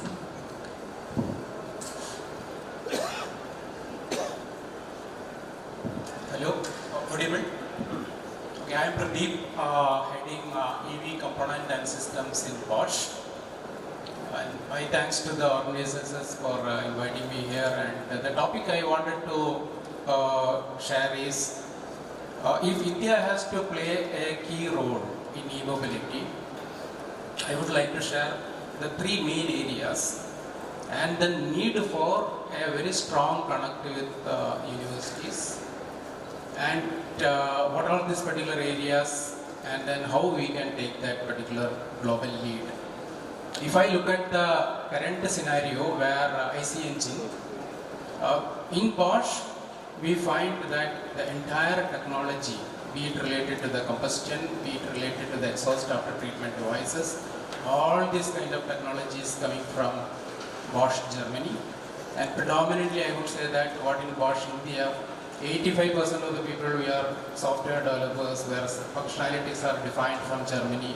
We are doing coding, testings and whatever. So now the scenario is changing. For EV, it is not as complex as IC engine. We don't require too much of combustion and research and all those kind of stuff. It is relatively simple. I'm not saying that it is really simple, but we have an extremely good opportunity to get hold of the whole system, starting from battery to the wheel. All the components, designing it, making it specific for India. India has a vehicle mix with a two-wheeler of around 80%. And then we need to really look at, okay, what kind of things need to be done. So this is one area of technology where IC is getting changed into electric. The second area is what is happening in the power system side. You can see that the centralized power system is getting changed to distributed power system, where solar and wind, etc. is playing a major role. It is not a heavy power solar top with a few megawatts or maybe few kilowatts and things like that. So in this particular area, this is a totally different technology which is going on there. And then we are talking about smart grid and we are talking about solar really dominating, and we need the electric vehicle to be powered from renewable resources. This is a must. And in this particular area, what are the things which is happening? Especially for India, we have plenty of solar energy. But the main problem is, how are you going to store it? How are you going to generate that power during night? Okay. So storing related thing, how can you optimize the storage and how you can make sure that the EV is completely powered from either solar or wind. I think this is the second technology area. In fact, if you look at these two technology areas independent, now the convergence of EV technology is happening along with what is happening in the power distribution. The third important technology what we are not talking about ICE to electric vehicle alone. We are talking about ICE to ACES in the longer term. ACES stands for Autonomous, Connected, Electric, Shared Mobility. So it will be very interesting to look at what is the vision of most of the global OEMs like Volkswagen, BMW and all that. What they are going to do when everything is getting converted into EV and so many new OEMs are coming up, and what are they going to do? Their long-term vision is all about becoming a software company. Please note, all these OEMs are aiming at becoming a software company for the future who can also have electric vehicles with them, like Google or whatever. So now India, we said that we are dominant in software. And this is a huge opportunity. It is not IT software alone. In the connected area, you will find a lot of things need to be done with the cyber security. In the fleet management, a lot of IT related software is going to come. And it is not about IT software alone. It is core electronic software is also available. If you wanted to go for an autonomous vehicle, it is all about you have to digitize. You have to digitize the environment. So you require a lot of additional sensors, you require a lot of software related to that. And microcontroller based system is getting changed to microprocessor based systems. So related to that, there will be a lot of things need to be changed. So on all this particular area, or all niche area, we require an extremely good tie-up with academic institute to do a lot of industry-oriented research on this particular area. This is the main point I would like to convey. Just to say that Bosch has already have a strong tie-up with IIT Chennai in the area of data science, and then we also have cyber physical systems with IESS. And then recently we established a connect with NIT Calicut. We introduced a course called System Engineering and Simulation specific to EV. And then we also have tie-up with the KIT Tech, and then we are looking for more such a tie-up along with the startup so that we can really lead the EV area. This is a golden opportunity for us. Thank you. Thank you so much, sir. We'd now like to invite Mr. E. Santana Vadivel, Head Manufacturing and Technology, Ampere Vehicles Dreams from Coimbatore, to give his opening remarks. Good afternoon. Good afternoon. I am Santana Vadivel, now heading Manufacturing and Technology at Ampere Vehicles. And I am having around 26 years of experience in mainly process design, manufacturing, plan building, everything. Moved to EV just 1 year back. Thanks to Hema madam. Just I was pulled in to the EV. The base was set by her, now we are trying to develop further. It's on the subject what we are working on, how India can be a key player. I want to summarize the points in 4 categories. Most of the points are already addressed by who are delivering the points now. One is on financial investment side. Everybody has discussed how we can invest on the technology, infrastructures, and especially on government side, all the test facilities, everything. Because industries may not be able to afford to have so much testing requirement on that.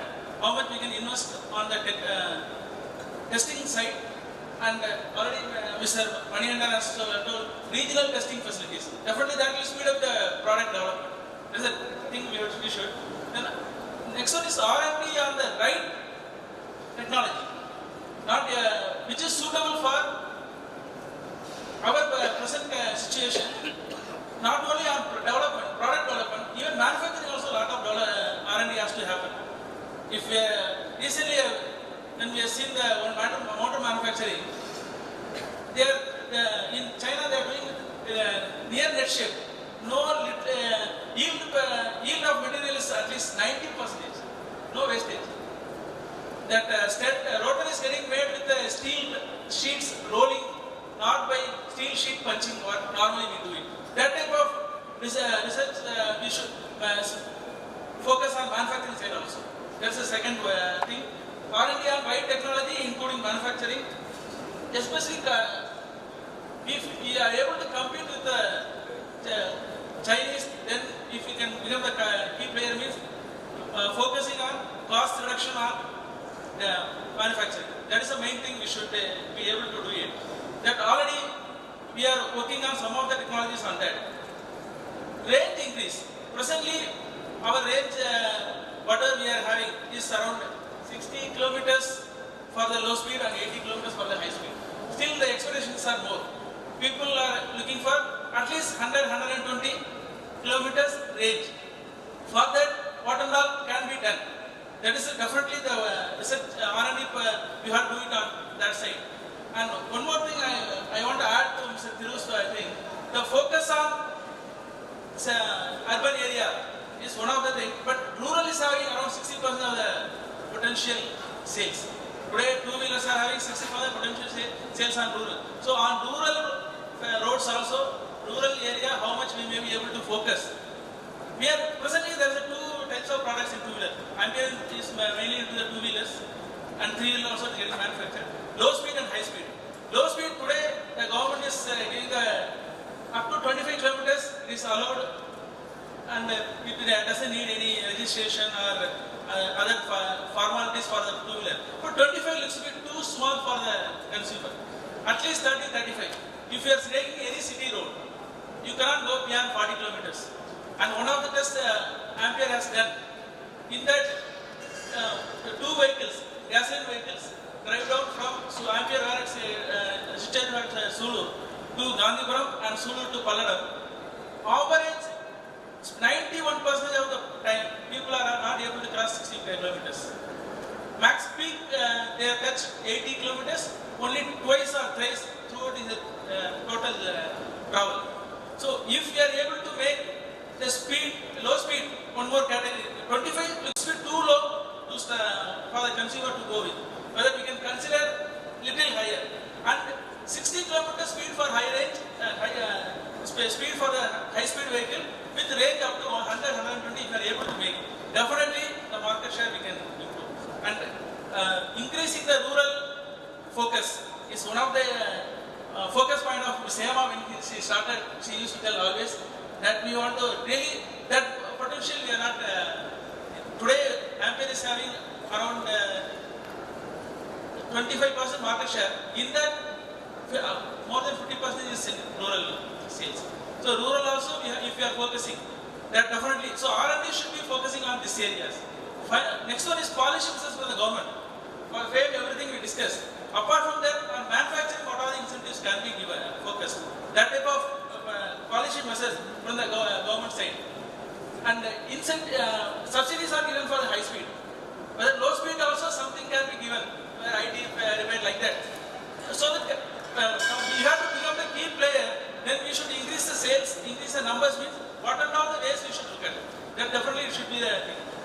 And this is on the policy measures, government side, lot of potentials are there, still work on. Finally, but it's not the least one, skill building. Everybody discuss on the skill building on R&D side, manufacturing side, institutional tie-up, everything. One of the things for the big success of today's automotive, especially two-wheelers, around 4 to 4.2 million private garage mechanics are there. Whether we are going to train them on that, on EV also, so that apart from the electric, existing two-wheelers, whenever electric vehicle also they are able to service it. That will improve the confidence on the consumers. So our focus should be on increasing the confidence of the consumer so that we can improve the thing. That's the point we want to mainly touch on. Thank you. Thank you. Thank you so much, sir. We'd like to invite Mr. Ahmad Zaki, Head Special Projects, Mari, to share his opening remarks. Hello everyone. My name is Zaki. I'm from Malaysia, and thank you everybody for welcoming me to Coimbatore. It's my first time in Coimbatore, and it's such a beautiful and smart city. So I'm here from the Malaysia Automotive, Robotics and the Internet of Things Institute, or MARI, which is a government body under the Ministry of International Trade and Industry Malaysia. So my presence on this panel is to share some of the government initiatives and support that Malaysia in particular has given to the EV ecosystem in Malaysia, starting with the starting with the National Automotive Policy, which we launched in 2014, which heavily promoted Malaysia as a hub for the manufacturing of energy-efficient vehicles, which includes EVs, hybrids, and very advanced internal combustion engines. Moving towards the recently launched NAP 2020, the National Automotive Policy 2020, which was launched 2 weeks ago by our Prime Minister at that time. So this new policy addresses the transformation of the automotive industry towards connected mobility and e-mobility in particular. So this new NAP 2020 will highlight a few initiatives, a few centers that Malaysia plans to develop in collaboration with our local players to further enhance and develop the ecosystem of electric vehicles in Malaysia, be it from startups towards traditional manufacturers, towards promoting investments from new manufacturers from outside, including India. So the value that I would like to bring is how maybe Malaysia and India can further collaborate and how maybe India can further contribute to the development, because hearing all the speeches, hearing all the introductions from the other panelists and the speakers before me, India is miles ahead of us towards in this electric vehicle ecosystem development, and I'm glad to talk further later. Thank you so much, sir. We'd now like to open the panel for discussion. Request Mr. Shankar to kindly open the discussion. So I think there's been a good overall understanding about the whole sector and the ecosystem from different people. So what I would request is, if there are questions in the audience, we'll take 2 or 3 together and ask our panel members on how so we can save some time. As you're thinking about your questions, I have just one question. I want a one-line or a one-word answer on saying what is preventing us at the moment in India as an ecosystem, as a country, and as a policy or whatever is missing to make this into the next big thing. Because all of us know and we want it to be the next big thing, but there are hurdles, and I know some of us spoke about it, but if there is one thing that you think should change immediately, what is that one thing that will make, give it the impetus to make e-mobility as the most buzzed thing in the country?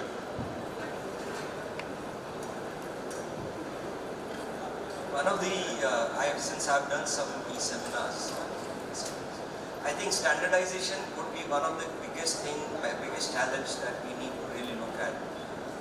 Once the standardization happens, I think the manufacturing and a lot of other activity will follow.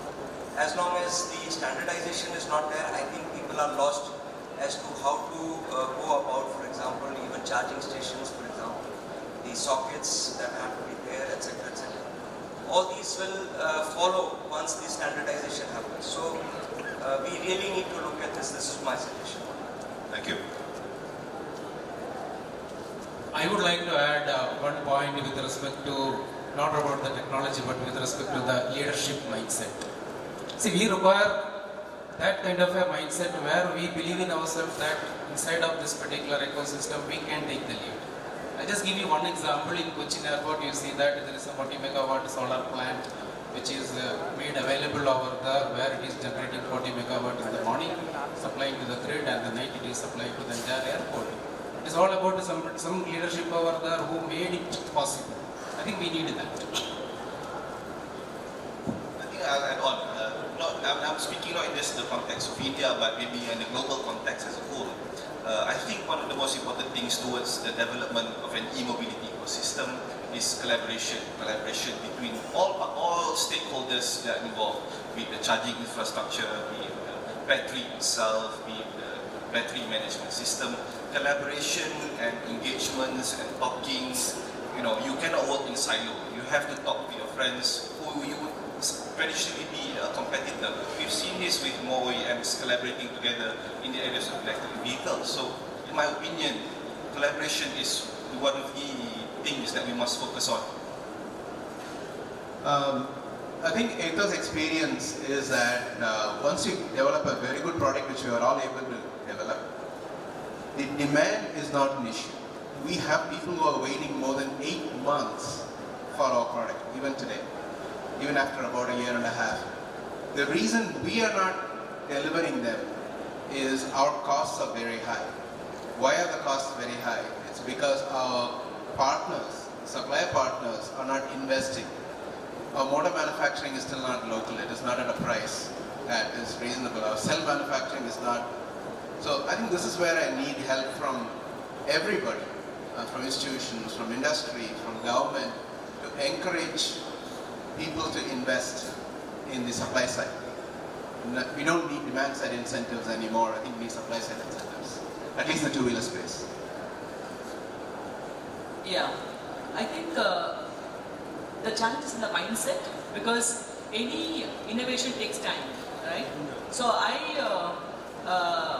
feel that we as conscious citizens of India must actually move to electric at least for the short-range commute first, right? The technology is new, so I think if you feel that, should I invest 1.5 lakhs for a scooter, at least for short-range commute you should try electric, because electric cycle, for example, not a big deal.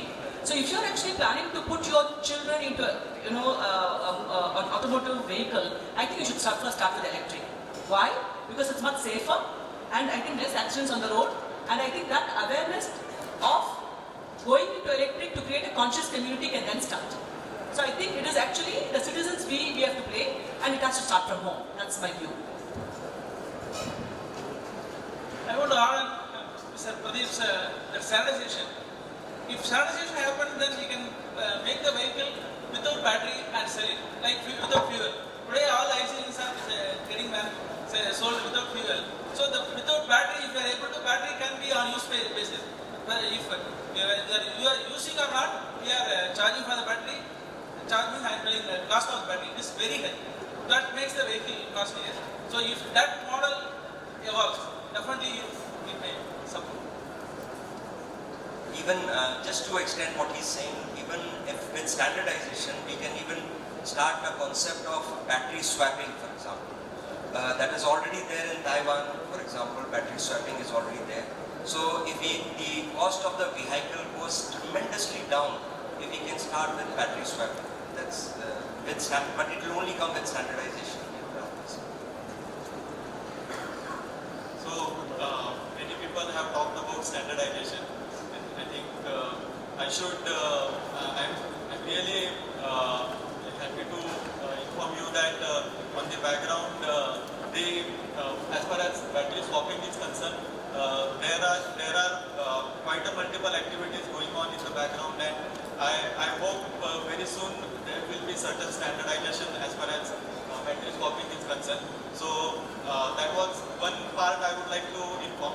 The second thing, which as far as the cost of the vehicle is concerned, so I guess now, of course, in two-wheeler segment there are quite a few vehicles, and I'm sure even though the initial cost of vehicle is quite on the higher side, however, running cost of the vehicle is much lower. In its presentation, respected representative of Athir, he told that it is 7x. So it's quite a attractive number. So cost, I think ownership cost is little higher. Once this battery swapping thing will be pictured, I think this additionally the benefit of running cost, as well as I would like to tell you that there are certain initiatives. So similar to the benefit what we get against our home loans, there are certain benefits in the income tax. So suppose if you are buying electric vehicle and you took a loan, so similar to income tax exemption for home loan, your exemption for vehicle loan will also be there for electric vehicles. There are certain state level policies. They are charging very less road tax. So I think from the government side, they are doing utmost things in order to promote the electric vehicles. I think it is all about right time wherein we will see a shift from IC engine vehicle to electric vehicle. So that is my thoughts on this. Thank you. Anand. Hello. What I feel is, I think everybody said all the major points. What I feel is, first and foremost, the cost is very, very high, and to bring the cost down, all the manufacturers together, I think certainly some of them should join together. Example, even for testing. If we have the code for testing, agency area does a lot of testing, and even each component, each manufacturer does testing. Suppose we have a standard component which is already approved, a manufacturer can buy those components and fit them, so that doesn't need so much of validation, so much of testing. And also, when you look at the cars or motorbikes and all that, you have only X, some couple of components which are common, which we all put together, so that the cost of development comes drastically down. That's what I feel is very, very important for us, because the scale at present, we don't have the scale to be very high. So that with this, I think it's a very big opportunity for everybody. Thank you. Mr. Kumar. Just to add what he has suggested. So in my presentation, I have shown a couple of tables. They are talking about this phased manufacturing program. So this phased manufacturing program is mainly intended to promote the localization of key components of electric vehicle. And I'm sure once localization is in place, cost will definitely be in control to the buyer. Yeah, I have a question. It's a related question what you raised. Is there if you look at the legacy conventional companies, automobile companies, versus the newcomers, let's take Tesla versus some of the other US manufacturers. So when it comes to the innovation, when we talk about disruptive things, are the new companies more innovative rather than the legacy companies? Sir was asking whether it's the old companies or the new companies that are actually innovating, and I would boldly say that it's the new companies that are innovating. And actually, sir, they're innovating with nothing, because the big companies have money, but then it's all top-down. Electric vehicles is bottom-up. So that has to be understood by the common customer. Because I still remember when I started to create a market, I didn't go top-down doing a flashy design. I went to talk to customers first. How many customers, what are the kind of a product you want? What can you pay for a scooter? That was a research we did for 6 months, 7 months. So I think it's more of bottom-up, I think. I think we'll open up the floor for questions. We'll take, this can be a volunteer, we'll take the mics. Gentlemen here, they're giving you. Yeah. We start with the first question.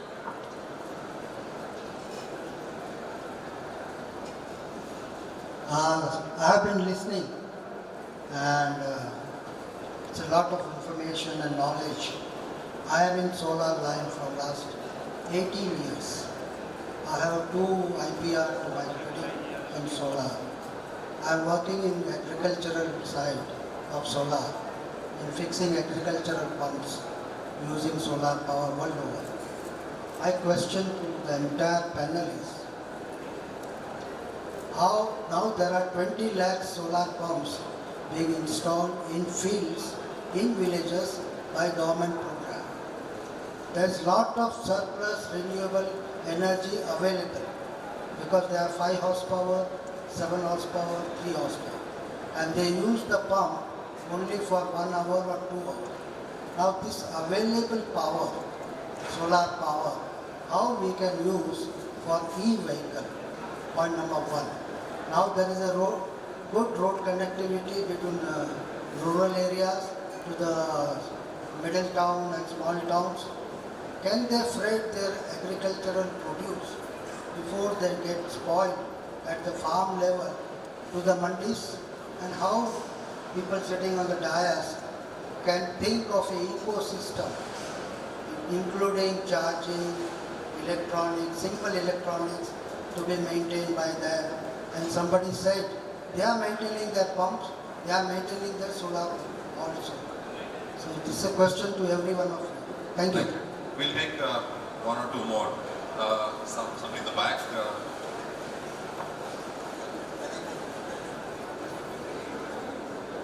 Hello, I am Balachandran, Vice President at Amrit Real Estate Managers Association.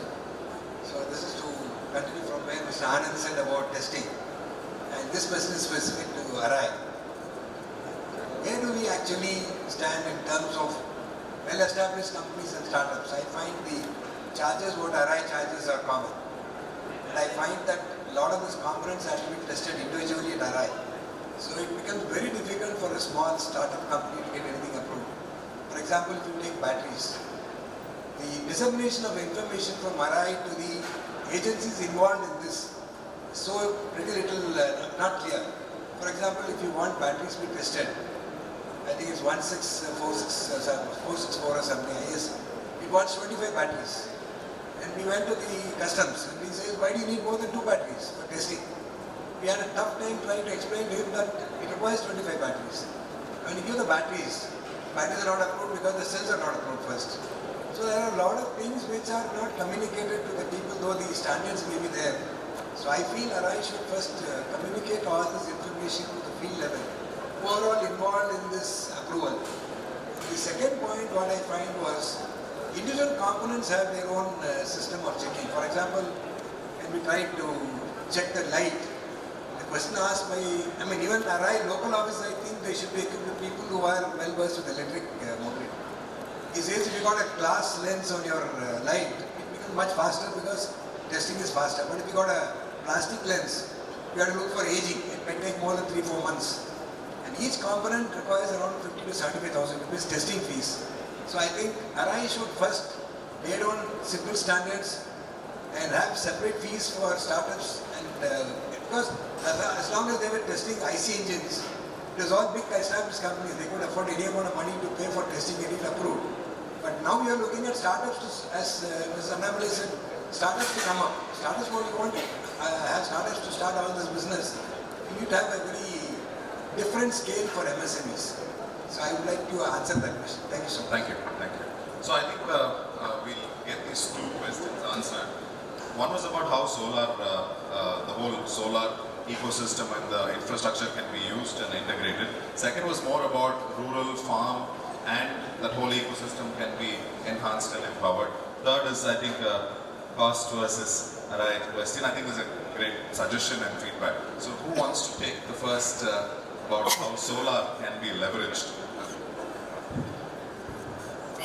So regarding solar excess power in agricultural areas, I know that about 6 years ago, we went to a farm in Erode and then tried to ask the question, sir, if I'm able to make your tillers and all that into electric, will you be able to move? The first question they asked me was, madam, is there a government subsidy? So now, the mindset of agricultural equipment means the government subsidy is there is a big problem. Okay, because the farm producers, whatever that we see, they feel that anything that we want to move has to be supported by the government. Will NABARD support or something like that? So that was the first point. The second point is that, I mean, you are absolutely bang on because agriculture is the way where electric can be actually scaled up in a fantastic manner, okay? Because it's not short-range commute within the farm, you know, if it's 20 acres or 50 acres, agricultural things can be done very, very quickly, easily. And because neighboring China has done it. I mean, when I go to China, when you see so many innovations have happened, and then the productivity, the yield, the reliability, the quality, everything is enhanced. So definitely it is possible. And because all these equipments for electric needs very, very high battery power, energy is required very high because they will operate at very, very high RPM. Because of that, that excess energy can be used for charging the batteries, but it will take time. I think there should be very clearly agropreneurs, agricultural entrepreneurs who should come and take a lead. It is going to be a tough battle, but I think there is a very, very big opportunity.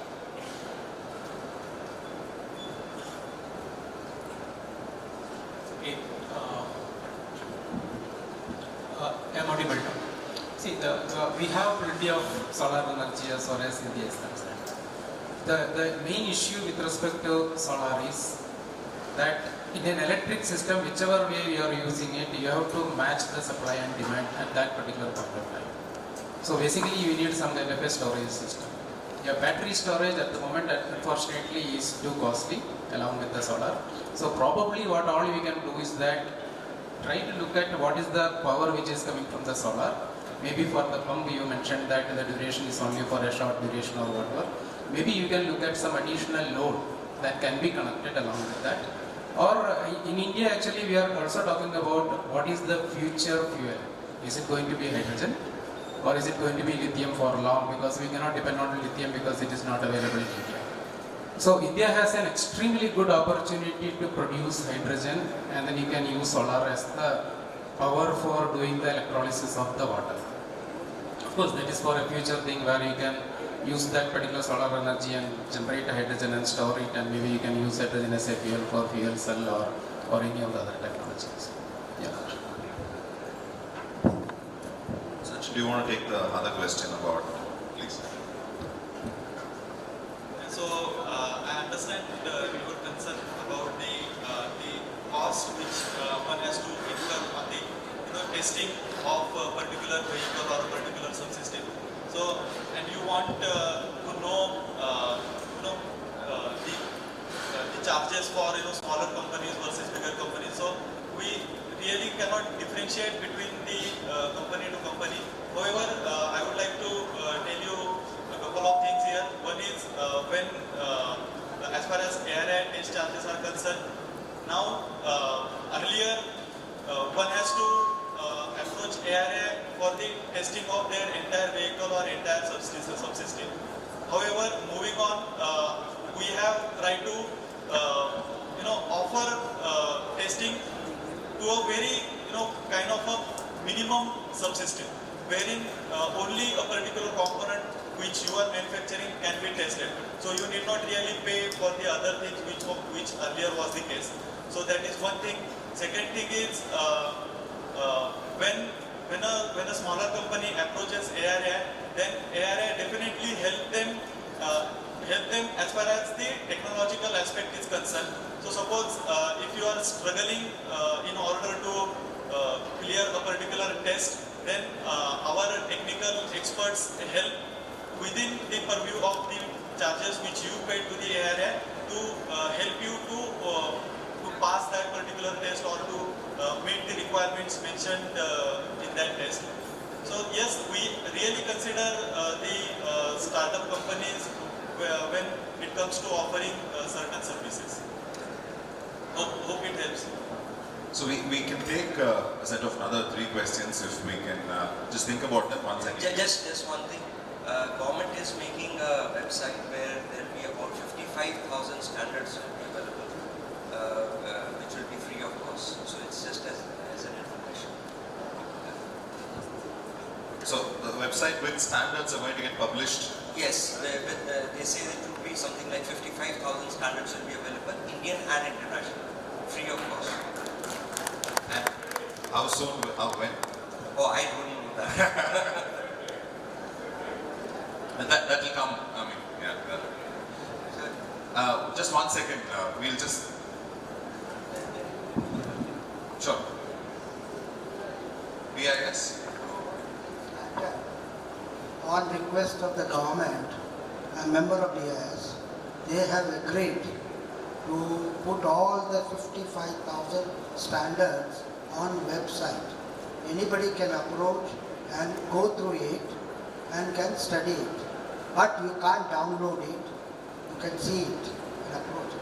Further, they are also having international alliances with other standard making organizations. Some of them, they will be also available on the website. You can read it.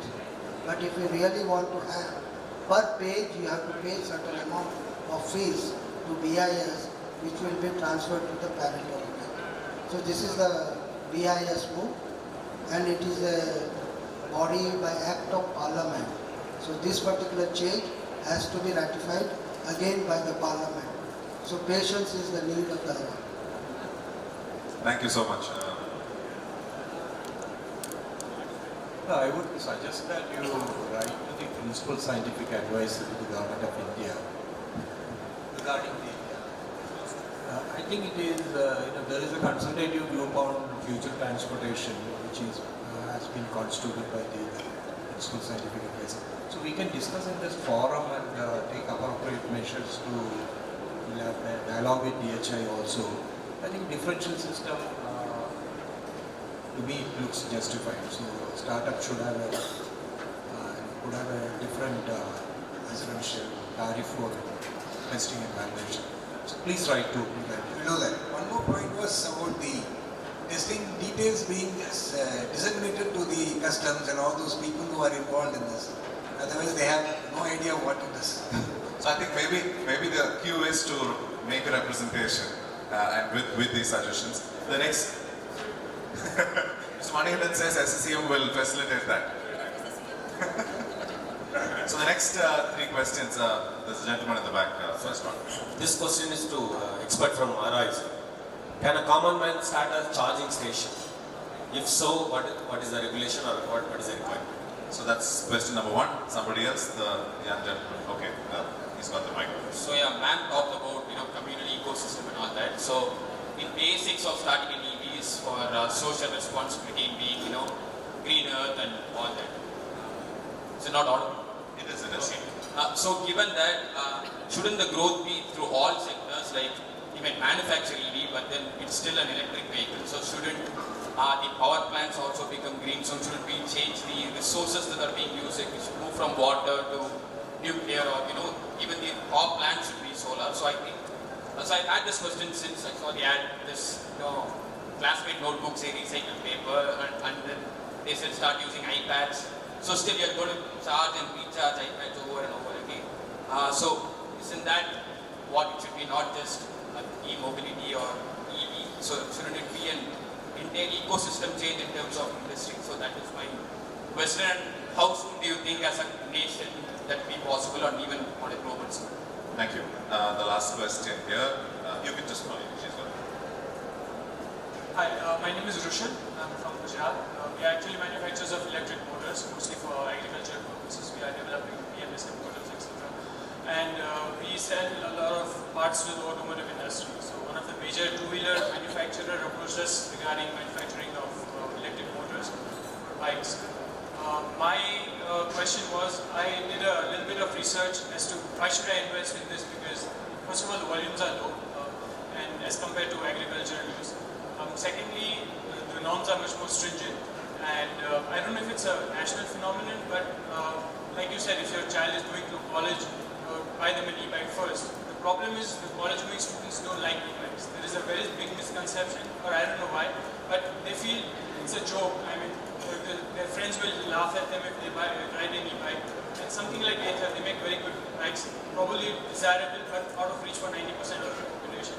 So how do you handle this dilemma that something which is desirable is very costly, and something which is approachable is a joke for people who want to ride an e-bike? And because of that pressure, they think it's better to go with an Activa or some other bike, leave alone an e-bike. Thank you. So we have three questions.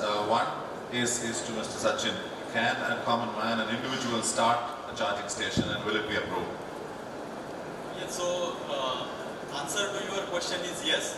A common man, as you said, can definitely enter into the business of charging station. Now, the question is how. So, I would recommend the one who want to enter into the field of charging stations to go through a draft which has been released by Ministry of Power in October 2000. So, that draft is available on the website. If you search on Google, you can be able to download that particular document. Now, just to give you a quick insight, what that document contains is, they have categorized charging stations into two things. One is fast charging and other is slow charging. When it comes to fast charging, they have recommended to have charging standards such as CCS, CHAdeMO to be part of your charging station. They have also indicated certain technical specifications as far as voltage and power is concerned. This is for DC charging.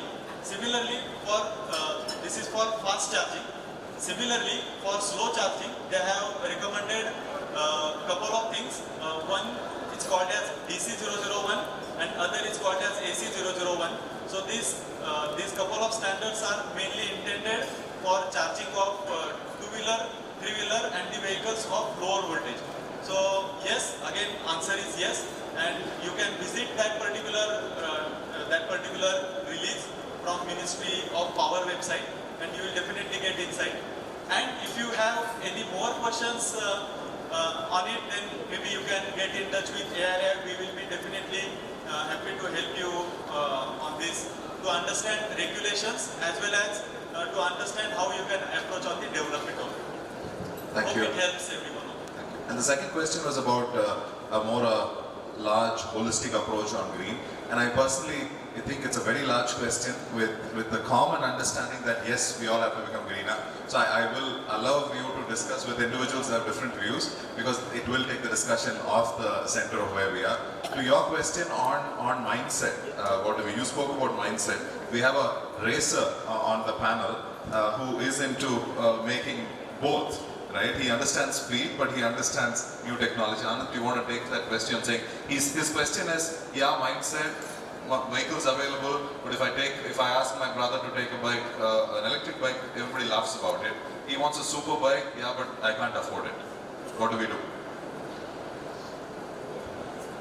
Yeah, it's a very tricky and very difficult to answer. But the most important thing, first, what is about the vehicle? I mean, it has to be very interesting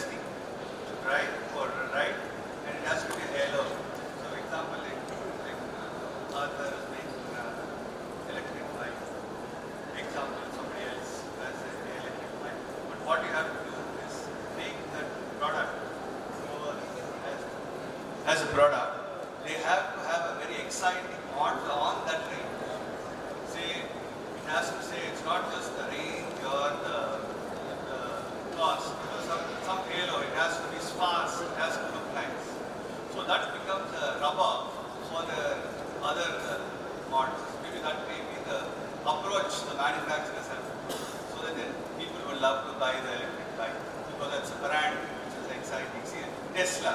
Why did Tesla, when the Tesla came first, he bought a car, it's called Lotus. It's a sports car. He made the sports car so attractive to drive. So that's how everybody bought Teslas. Something like that. Difference. I think the differentiation also has to come in terms of giving functionality. See, what happened in the mobile phone, right? When the mobile phone first came, it came as a car phone. People cannot lift and speak, right? So the differentiation now has to be completely convenient and comfortable for people. I seriously think that many women would go into electric. Look at the men here. Women is a big target for electric. I think so. I think the cell phone is a very good model. Today, people spend much more money on cell phones. 15 years ago, nobody would have said that that will happen. So it's value, it's positioning, it's creating the excitement, and I think we can together do that. There is a lot of opportunity in engineering and co-development we can do, make it very, very attractive, not only here and globally. The other question that was asked was on energy. There was a couple of questions on energy. First of all, we think that solar energy costs are coming down very rapidly, that conversion of our energy resources to solar is going to happen. It is already cheaper than coal, already cheaper than a lot of other things. So it is already happening. The amount of solar energy that has happened in India is very, very high, to the point where we think in a few years ESCOMs are going to become redundant, and we're going to have local. One of the things that Ather is working on is storage. It was mentioned already here. We will make storage very affordable, that people will be able to store excess energy from the solar that they have in the rural areas, and they can sell it locally or use it elsewhere. So, and in terms of testing costs and things like that, today if you are a large company that is having a regular revenue and you invest in R&D, you get tax breaks. But for a startup, you don't have another revenue, so there is no tax to write off. So I spend my R&D from my pocket. There's no benefit I get. So we will work with the government to find a way to address that. That will help. One point I want to add is, particularly for startups that's going to proliferate the EV space, I think if the MSME ministry can take a lead and then subsidize that cost, I think it will be very good. Because from my experience, perhaps in the entire 11 years, only 1 year, we have claimed some expense from the MSME ministry only for participating in a trade show. Instead of that, if they can give this, I think this will be very beneficial. But as long as you are, I think, NSIC certified, if they can give that, it will be fantastic. They should make the claim very easy and simple. Two things. What you talked about, I've already approached the MSME ministry for some other testings, and nothing is happening at the moment. So, but we can continue to try. Yeah, we can push. Number two, about your question. There's another very important perspective, since I'm coming from two-wheeler industry, and that is the safety and security of the people who are riding an e-bike on the road. For example, in Germany they have a new rule which says that no vehicle can come twice the distance of the arm. If they come near, then they are challaned. And for example, another thing is that if you are approaching the roundabout, a vehicle in a town cannot be faster than 11 kilometers an hour. That is to help the bicycle and an e-bike to be able to cycle safely. So again, this thing will become very important, and fortunately the government has created a bicycle council, and we'll be taking these issues of safety and security. I think it can give a sort of a jump start in case these sort of rules are framed. So this was one of my... So I'll finish off by saying, if I work in an educational institution, so maybe they suggest that there has to be some perks and special. Maybe some of us have to start saying, if you come in an e-bike, you get the best parking slot, you get the closest point, and you're treated different. So maybe some of us have to do that. But I think it's been a fantastic conversation, and I just want to say, I take 4 words out of this whole conversation. I think the first powerful word is leadership. I think it now needs leadership to move into a dimension in India. Second thing is collaboration, and you spoke about collaboration coming from Malaysia. The fact that if collaboration is there, this will work. standardization is something that most people spoke about, the need of these things, whether costs or so many other processes. And I think the last point, very important, is the vitamin M.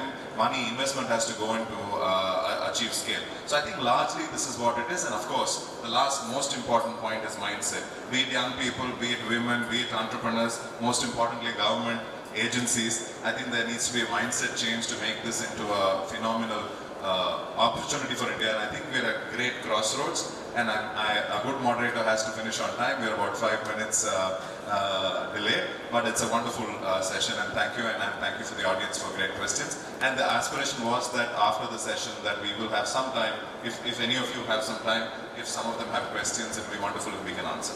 Thank you very much. Thank you so much to all of the panelists and thought leaders that are on the stage.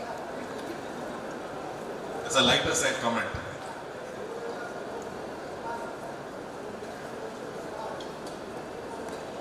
So there's a great suggestion. Whoever has a e-bike will get a better positioning on the matrimonial list. That's our elder gentleman who's saying that with his blessing, they will get a better boy or a girl with an e-bike. It will work very well in India with 1 billion people and 50% young people, certainly maybe also for the parents. Thank you. Thank you so much to all of you on the stage. So just to add a quick note, questions I'm sure don't end here. There must be a lot of nagging questions in your mind. Any questions, the SCCM team is more than happy to answer offline. So you have their contact details on the brochure that's on the registration desk. So feel free to bombard, WhatsApp, email, whatever it is, they'll be happy to take your questions. Yeah? Thank you so much. And it's over to Alan. Thank you, Nandini. May I request Mr. Pradeep Agarwal, Working Committee Member, EPC India, to propose a formal vote of thanks.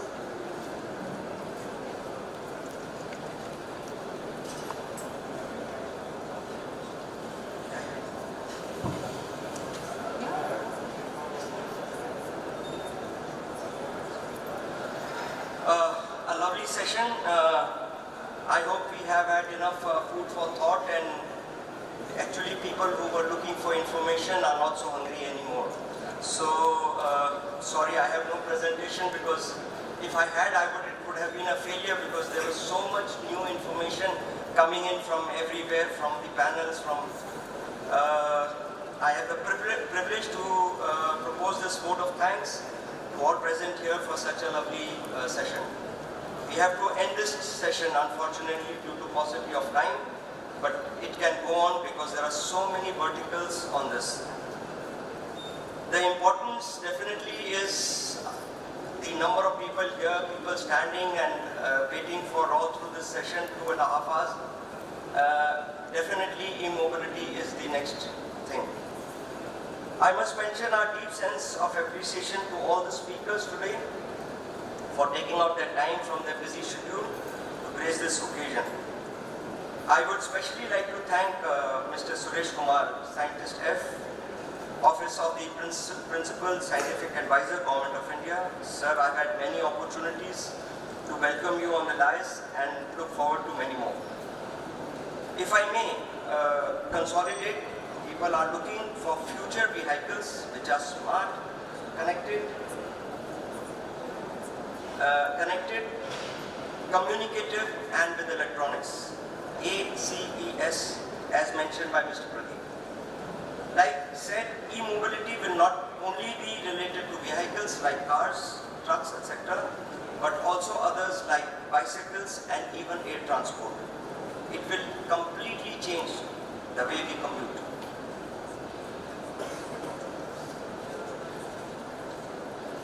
This is going to affect all these industries like cars, etc. It will not only affect the end product, but the manufacturing processes also, in terms of 3D printing, Industry 4.0, etc.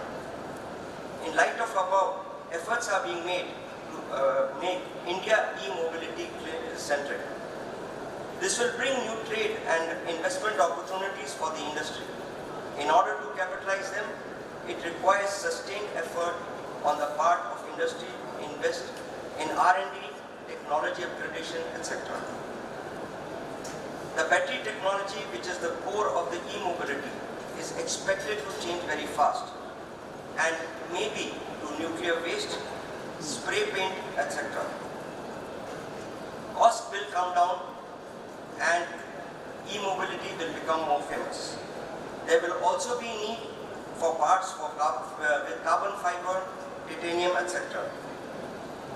We had a German in the last two e-mobility sessions, and he said that the two big advantages that India has is A, electricity can be sold as a service, and that is not happening anywhere else in the world. So any shop can set up an e-charging station. The second is the software and hardware, which is a very big advantage for India. Designing is already in India at this moment. We need to look at India-specific solutions and those for other markets as well. There is a huge potential for exporting e-vehicles, considering there is a better acceptability of Indian products,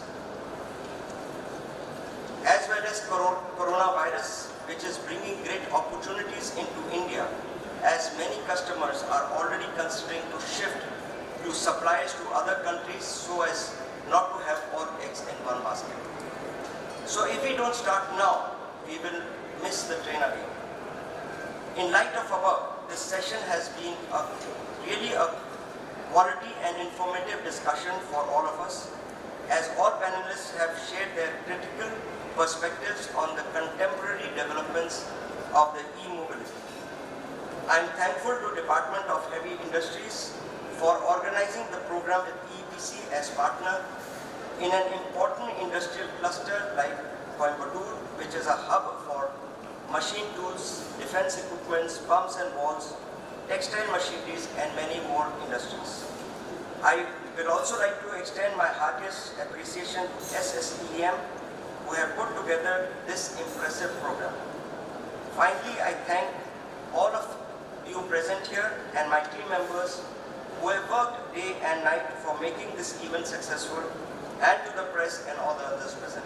Thank you once again.